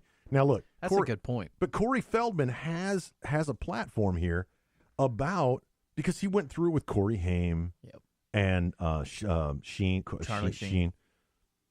So, but this has given him a chance to become relevant again. Jenner, he was sitting around on the couch while all of the women in his life were on TV. Mm-hmm. The Kardashians were making all this money. His girlfriend at the time was on TV every week. He was just the guy on the couch. Yep. Boom. Now he's on the cover of Time. All he's got to do, right? I'm gonna go trans, just like that. Now he's posing for Playboy. Boom. Done. Relevant again, right? Yep. Look at a lot of this stuff. Why do you wait years and years and years? Now I'm not going to take anything away from a victim of sexual assault. Believe me, I was never assaulted. I can't sit in their shoes. I can't speak from their perspective, and I know there has to be shame involved. There has to be guilt involved. There has to be all of these things that are factors. Right. But beyond the normal human being, you and me and everybody, these people crave the spotlight. Yep. Right? For 20 years, Weinstein has been doing this. For 20 years, Ratner has been doing it. For years and years and years, all these other people have been sexually assaulting young actors and actresses in Hollywood. Yep. Now it's almost to the point where, and I hate to say this, and people are going to get mad for me to say it. I was joking about it. It's almost cool to come out now and say that you were abused. Yep. It's not cool. First of all, it's not cool to be an abuser. Okay, I'm telling you, if you're an abuser, you're a piece of crap. Should be castrated. Number two, I don't know, but I'm not a lawyer. That's probably illegal. Number two, if you were abused, if you were assaulted, if you were harassed, I was sexually harassed yesterday on the phone by a gay guy in San Francisco. I'm not kidding. I mean, boy, you got a pretty mouth. Yeah, Is that what he said? Pretty much is what he said. But what do you do about it? Do you come out and say, whatever? Or do these actors and actresses craved the attention and limelight? That was their career. They kept their mouth shut for 20 plus years. Yep. It makes you wonder why. I mean, I can get a type of blackmail sensation from it that, hey, if you say anything about this, you'll never work in this town again. Like there were a few actresses that have come out that they haven't worked because they came out and accused people of it. So I can see how that mentality, and if you've got, if you've been struggling out there, again, I'm not going one way or the other, but I could certainly see the argument that if you've been a waitress, let's say, for years, and then finally you get this big break, and then a couple of movies later, some guy says, hey, come sit on my lap. Mm-hmm. And if you tell anybody about this, then you're never going to work again. You don't want to go back to being a waitress after you've done all that. Yeah. And the mental, I never looked at it that way. That's a really good point about how they're just starved for the attention. And that makes them, and again, I'm not saying they're lying. I would never say that, but and it's all names that we know. Yeah. It's not a casting director. Nobody's talking about that, which that seems to me like, a big director like Weinstein or a producer like Weinstein, he's got a lot to lose. A casting director's got nothing to lose. Yeah. So anyway. But that brings us back around to the 38-year-old allegation now against Roy Moore. Yep. Why now? She's not craving the attention. She's not relevant. She's not been a big star. I mean, I don't want to say she's not relevant. She's not a big star that has lost her relevance and is getting that back. It's because it's and it's what's going on right now. And if sexual harassment today is such a big deal, and it is a big deal, I would like to point that out. You harass my children, you're going down, son. Yep. Then why are we not looking back at the women that Bill Clinton harassed? Yep. Because that's in the past. Raped. Why are we not going back and talking about Bob Menendez and the prostitution ring in the Dominican Republic? That he's heavily involved with. Allegedly. See the problem? There's two big problems here. Well, there's a bunch of big problems. Number one, You need no evidence. You simply need to accuse somebody in the limelight. Yep. Number two, if you crave that spotlight, there's no faster way to get your face on Newsweek than to say you were abused. Yep. And number three, if it's really that relevant to people, why is Bill Clinton still giving $500,000 a speech? Uranium One, that's why. Earl and George. What do you think, America? We'll be right back.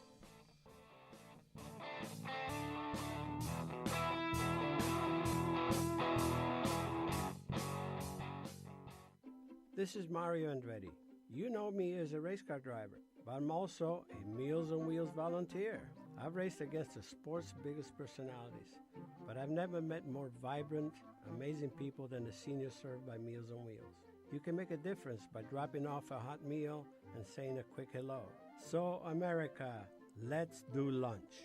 Volunteer your lunch break at americaletsdolunch.org. This message brought to you by Meals on Wheels America and the Ad Council. This message is for all of you sitting in the passenger seat. And apologies if it gets a little uncomfortable, but how does it feel to be at the mercy of someone who thinks a random text is more important than your life? Someone who takes their eyes off the road while speeding along in a 3-ton hunk of steel. Freaky, right? Well, why not just ask them to stop? Or better yet, volunteer to text for them. It might be a little awkward, but believe me, you'll live. Learn more at StopTextStopWrecks.org. Brought to you by the Ad Council and the National Highway Traffic Safety Administration.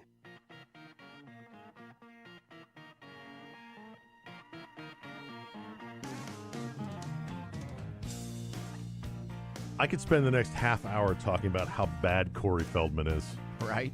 A singer. It's so bad. And I actually like Speed Watch. Is it Speed Watch? What's the Speed whole, Watch? The whole. There's a video of his entire show in like Houston. There's like 9 people in the audience. Wow. Every other song he changes his clothes.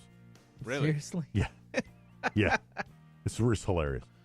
Yeah, seriously, if you got 10 minutes to burn, just go watch Corey Feldman sing some stuff. He's hoping to raise around $10 million for the film. Yes, he's trying His to legal do team and security. Yeah, that's right. Wow. Yeah. He says my life is in danger. Dude, he's an attention whore to Yeah, like the 10th seriously. power. He is following the Rahm Emanuel playbook, never let a tragedy go to waste, and man, he's not. Yep. Because he's such a fool with this music thing. Now he's come out, and by the way, this is really an opportunity for him to do something amazing. Yep. To do something good. To do something worthwhile. But doesn't it feel like he's making it about him? Yeah. And he's diminishing all of it? Yep.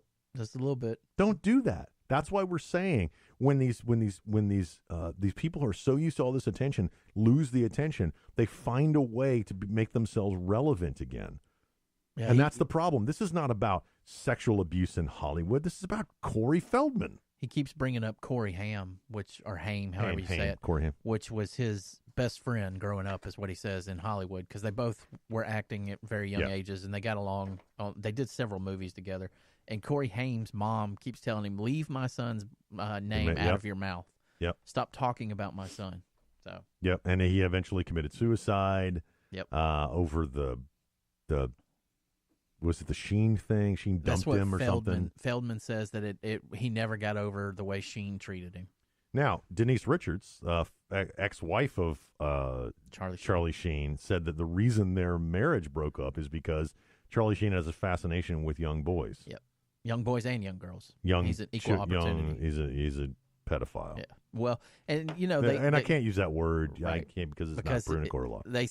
The reason he doesn't have where his kids can spend the night with him, this is court ruling, is because the judge found that it was a little bit unsettling that Charlie liked to look at pornography that featured actresses that were old enough but looked young enough to be in their teens. He said that worried him, so he couldn't leave the kids with their dad. Come on, raise your hand if you want to see naked children. Come on.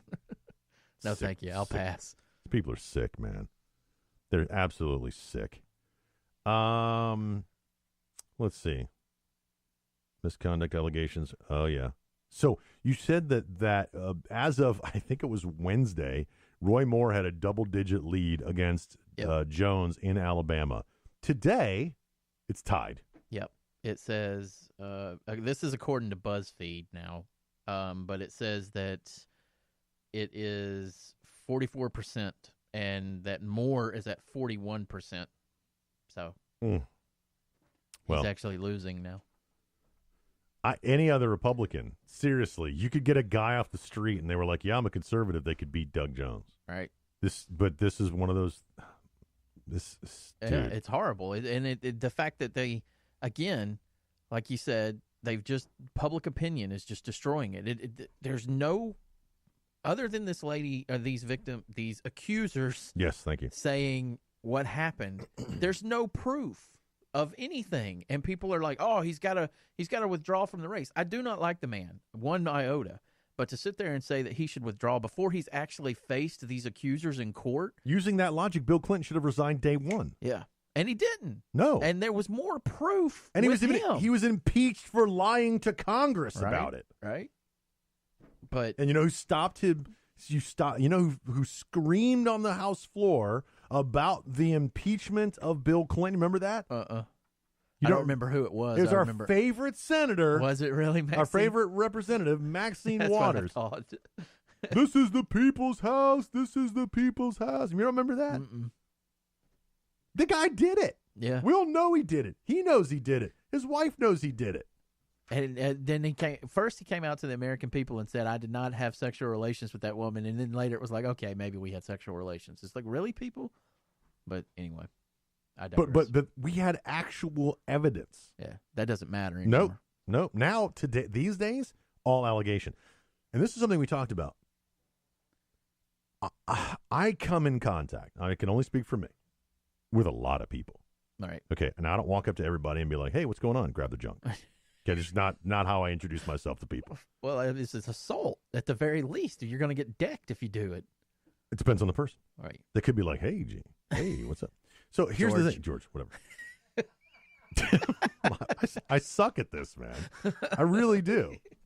I can't. Look, we're Blame it on the age. You're going to have to rename the show. I can't use my middle name. It's terrible. Gigi and Earl. Just start singing the theme song, you know. George. So, but here's the thing. Does it make you think? Mr. Producer, let me ask you this. All right.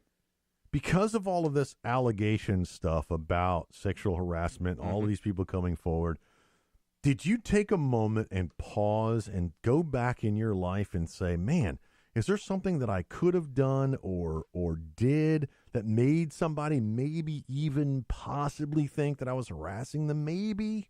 Probably. I mean, I think probably most people have, to be honest with you. I mean, I've had assistants and I've had volunteers for my nonprofit and I've had, employees, and especially somebody who's in the public eye like we are.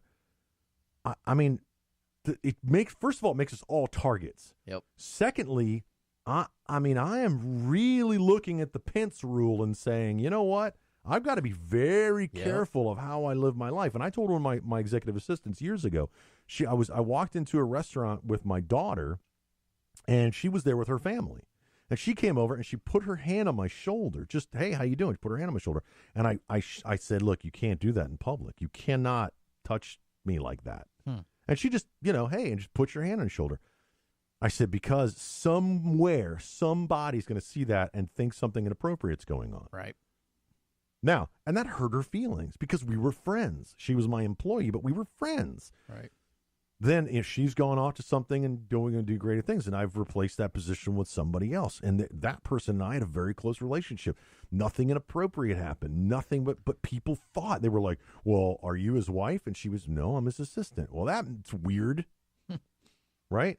But it makes you think, is there some, and by the way, I don't get to be the judge if something I said or did offended somebody else. Right.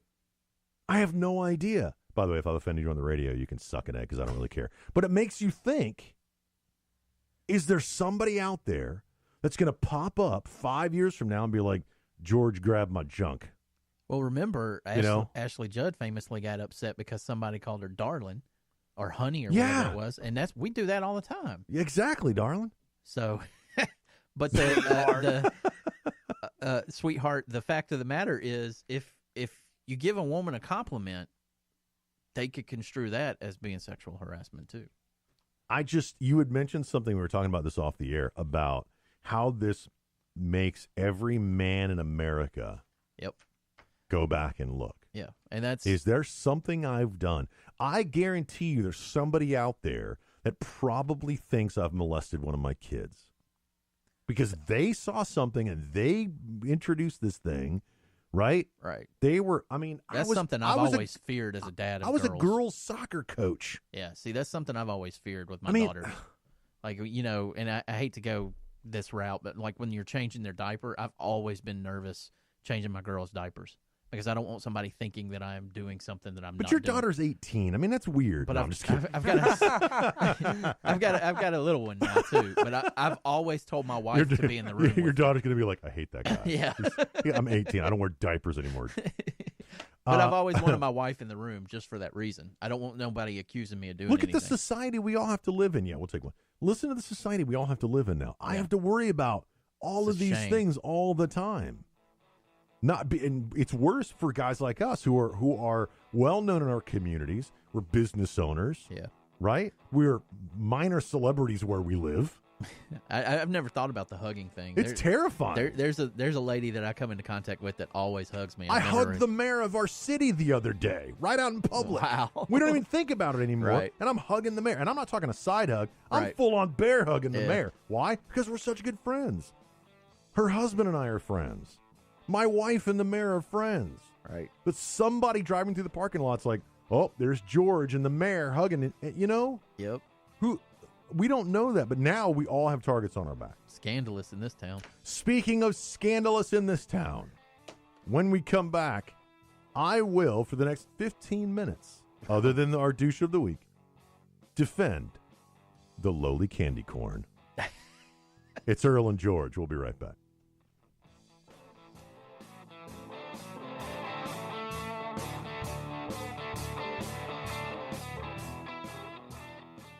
I'm Paul George of the Indiana Pacers. When I was 6, my days were spent playing basketball. When I was 6, my dream was to make it to the NBA. When I was 6, my mom had a stroke. So I want you to learn to spot a stroke fast. F-A-S-T. F, face drooping. A, arm weakness. S, speech difficulty. T, time to call 911. I'm Paul George. Spot a stroke fast. Visit strokeassociation.org. Brought to you by the American Stroke Association and the Ad Council. A ranger station. I'd like to report a bear hug. Okay. I put out my campfire and Smokey Bear hugged me. So you drowned the fire, you stirred it, drowned it again, and felt that it was cold? Uh-huh. Yep, he's just letting you know you did good. Bear hug from Smokey Bear. Status update. I'm gonna let you go now. There are many ways to start a fire, but one sure way to put it out. Learn how you can do your part at SmokeyBear.com. Sponsored by the U.S. Forest Service, Ad Council, and your state forester.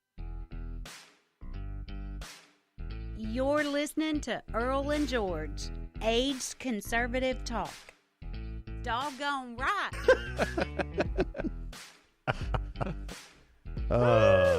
I used to say that if I don't offend somebody in a 2-hour show, I'm not doing my job. Right. The problem is now we all have targets on our back. And by the way, we have no advertisers for you to attack. You know, it's not like Sean Hannity where they're going after his advertisers. We have none, so you can just suck an egg. I don't care. But I wasn't here during Halloween, which, by the way, I have friends of mine that are like, that's a Satanist holiday, and blah, blah, and it's like, just let the kids get some candy, man.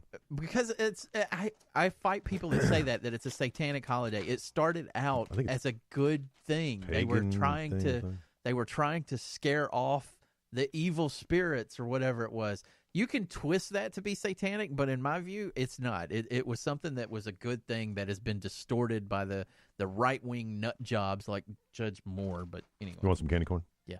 Here, grab some candy. I love these things. You want some, Mr. Producer? I might take a few, actually. Come on in here and get I'd some. be down. All right, here's the deal. Every year. Oh, I love candy corn. Every year. It's really sweet. I love it, man. Every year, somebody, somewhere, I hear them attacking this poor little fruit. Did you just call it a fruit? Yeah. Yes, he did. Yeah. And here's the deal. It's got oranges in it. It's got a orange in it. I love candy corn. Here's a story from the great journalistic source New York Times. That is Cosmo. Oh, wow. Okay. Journalistic.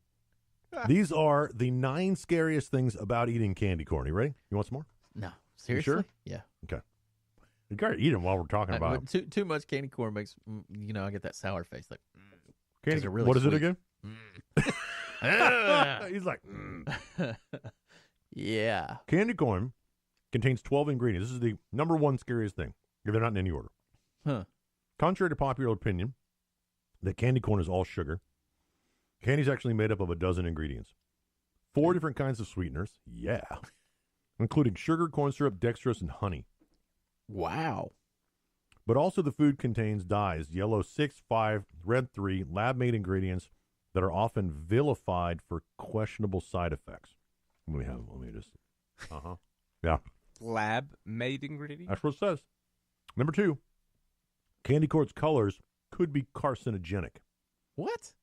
While yellow number 6 is FDA approved, it's been found to cause tumors in animal testing. God.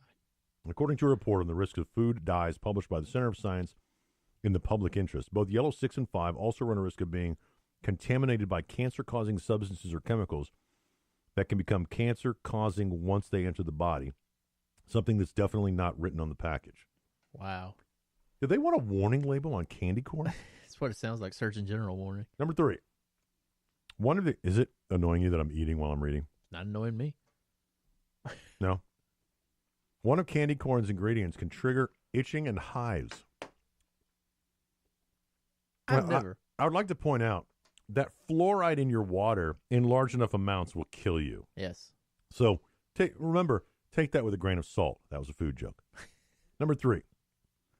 While approved for use in the U.S., the coloring yellow 5 has been linked to rare but sometimes severe allergic reactions, an outcome that could be linked to those impurities it picks up in manufacturing, according to the CSPI report. Because the ingredient adds nothing to food besides making it look prettier, consuming the ingredient could be considered an unnecessary risk. At least it's not yellow number 3. That shrinks your junk. Sexual harassment, yellow number 3. Number 4. One of its ingredients can make kids go bonkers. That's a quote, by the way. Oh, my God. It does. Yeah. Bonkers is a technical legal term. Scientific. The Ninth Circuit Court of Appeals has said that kids could go bonkers. That's, yeah. Yellow 5, which is, they love yellow number 5. Yep. The CSPI report also claims that this coloring can trigger hyperactivity in children. Yeah, forget the 4 kinds of sugar right. that are in the candy corn. It's yellow number 5. With enough research completed back in 2012 to convince researchers that evidence of a link between artificial food coloring and children's behavior too substantial to dismiss, end quote. Yeah. As if the 4 kinds of sugar. Right. Number 5. Let me get another candy corn. Num, num, num. It provides approximately 0 nutritional value.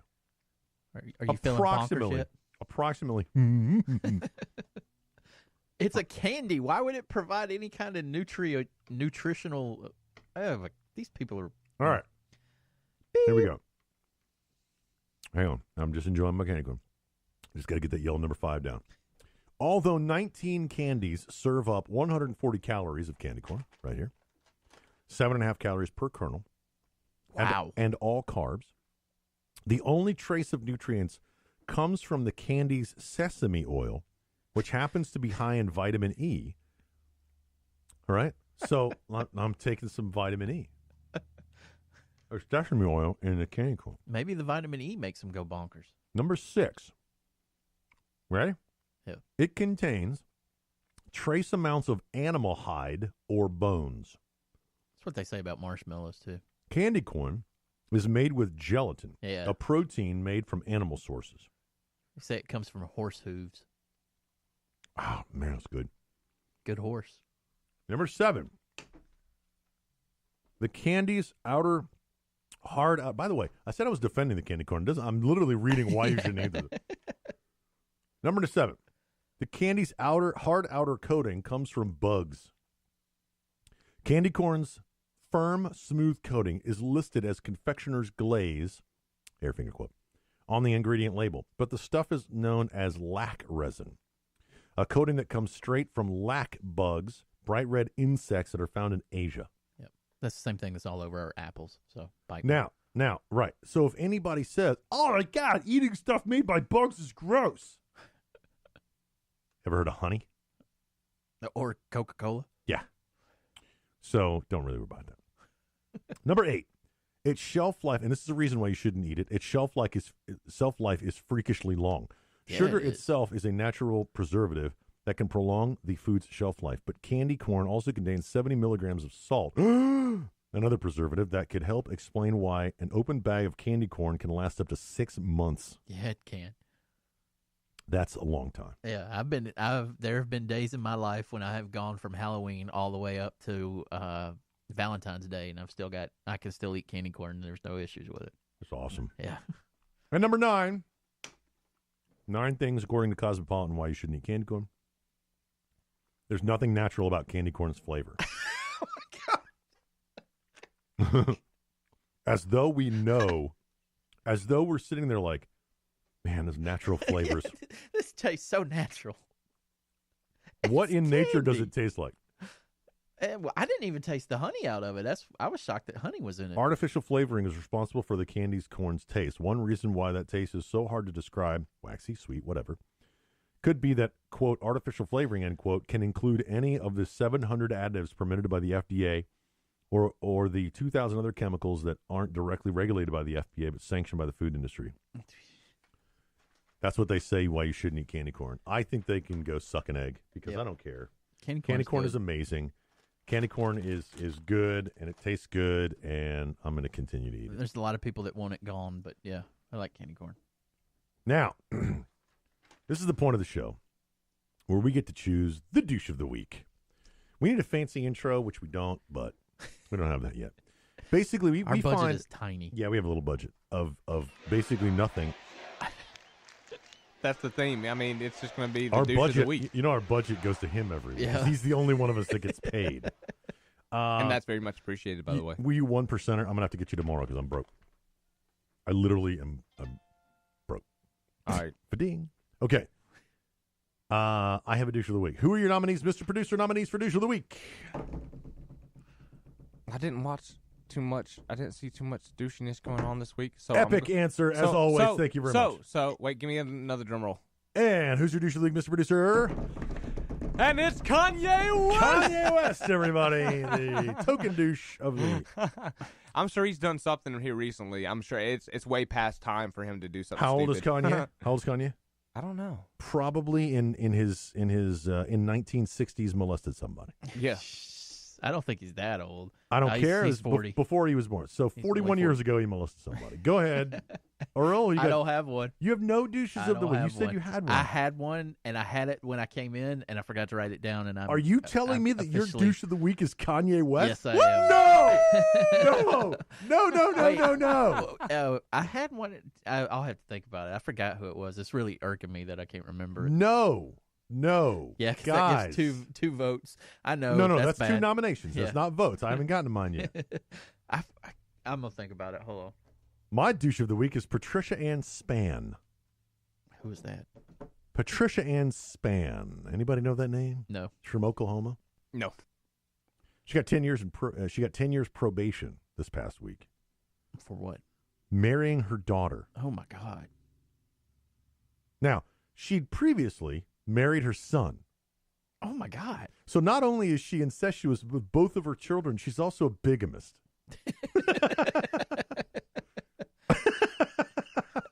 I'm never going to remember who my douche was now. I didn't think that was possible. Right? For you to be both incestuous and bigamy. Here's the story. 26-year-old Oklahoma woman who married her biological mother in 2016 pled guilty to incest Tuesday. Wow. Misty Velvet Dawn Spann is her name, of Duncan, Oklahoma. Married her mother, Patricia Ann Spann, after the two were reunited in 2014 and reportedly, quote, hit it off, end quote. Patricia lost custody of Misty as well as two sons when they were children. Incest in Oklahoma is a felony. Go figure. Wow. It's a felony here, too. Punishable by up to 10 years in prison. Stevens County District Court sentenced Misty to 10 years probation, according to Tulsa World. She was scheduled to appear in court on Tuesday after the bench trial, but admitted to marrying her mother. Patricia Ann Spann also faced a charge of incest pleaded not guilty. She is identified as Patricia Ann Clayton on her marriage license application. It is not the first time she has married one of her children. Patricia Ann Spann also married her biological son in 2008. That marriage was annulled in 2010 after her son described it as incestuous. Wow. Oklahoma Department of Human Services child welfare investigator discovered the information that led her to believe that Misty and Patricia Spann's relationship was incestuous, according to well done advocates for gay marriage, by the way. Right. Congratulations. Yep. Congratulations on your liberty there. That's awesome. Mother and daughter were attempting to adopt a child when they were discovered. How jacked would that be if the mother married the daughter, then the two of them were going to adopt a child? That would be both her sister and her mom. That's messed I mean, up. I've heard of some weird situations, which I'll tell you about when we get off the air, but I'm not going to say it on the radio. Yeah, so my douche of the week nominee is all of these people in this article, pretty much. The Spans. I agree. No relation to any Spans here in Alabama. This is Oklahoma Spans. People here don't marry often. Although we tend to get the reputation yes, that we do. What do you think, Mr. Producer? Kanye West or the incestuous bigamy person? I kind of want to go with Kanye West. He said, we got one vote for Kanye. I'm going with I'm going for chick that Spann. married her Yeah, kid. Congratulations, Patricia Spann. Kanye needs another plaque. He needs another plaque. Not only do you get a trophy from the Earl and George show, but you also get a all-expense-paid honeymoon when you marry your third child. Congratulations, Patricia, when you get out of jail. Because you already married one son. Then you married your daughter. You got one son to go. So congratulations on that. When you marry him, when you get out of prison, we will send you on an all-expense-paid honeymoon back to prison. Isn't it illegal in all states to marry your children? I believe so. Yeah. I don't know. That's all kinds of messed up. It's all kinds of messed up. Even Kanye West would say that was messed up. You know what? Yeah, he probably would. Yeah, Kanye would be messed up. By the way, I have to apologize to Kanye West. What? Even though he's kind of douchey all the time, we do call him the token douche. Right. I mean, is that part of our white privilege? Yes, it is. So I would like to formally apologize to Kanye West. We're sorry, Kanye. Who, by the way, is kind of a giant douche all the time. But to be fair, we have said that Eminem was a token douche too. So have we called Eminem a token douche? Yeah, so we've spread the hate equally? Yes. Okay, good. Congratulations to our token douches. Equal opportunity Kanye West, haters. yes, and Eminem, who, by the way, is a giant douche. Yeah. Ladies and gentlemen, we want to thank you guys for listening to today's show. Thank you for listening on Spreaker Live. We appreciate it. And spreading the word, be sure to go out to our Facebook page, Earl and George. You can find him at ENG Official Earl. I am ENG Official George. He is ENG Official Mr. Producer. Not really. He doesn't exist. I think it's just EG. I don't exist. It's EG Official Earl, EG Official George. Go out there, spread the word, spread the love. We're on a roll now. I know we're getting into the Thanksgiving, Christmas holidays, but we'll be here. Yep. We'll be here. I mean, we don't take days off. Wifey's not too happy about that. But. Yeah, it's radio, man. That's how it is. Thanks, guys, for listening. We'll catch you next week. It's Earl and George, Aged Conservative Talk. Tell your friends, tell your neighbors. Get out there and do something. Sorry, let me do that again. I messed up my outro. Get out there and do something nice for someone you don't know. Somebody's going to accuse me of harassment there. But, I mean, if you get a chance to go out there and do someone, good, go ahead. Wow. I'm just saying. Just make sure that they're okay with it. Yes. Get their approval first. Absolutely. We'll see you next week. Maybe.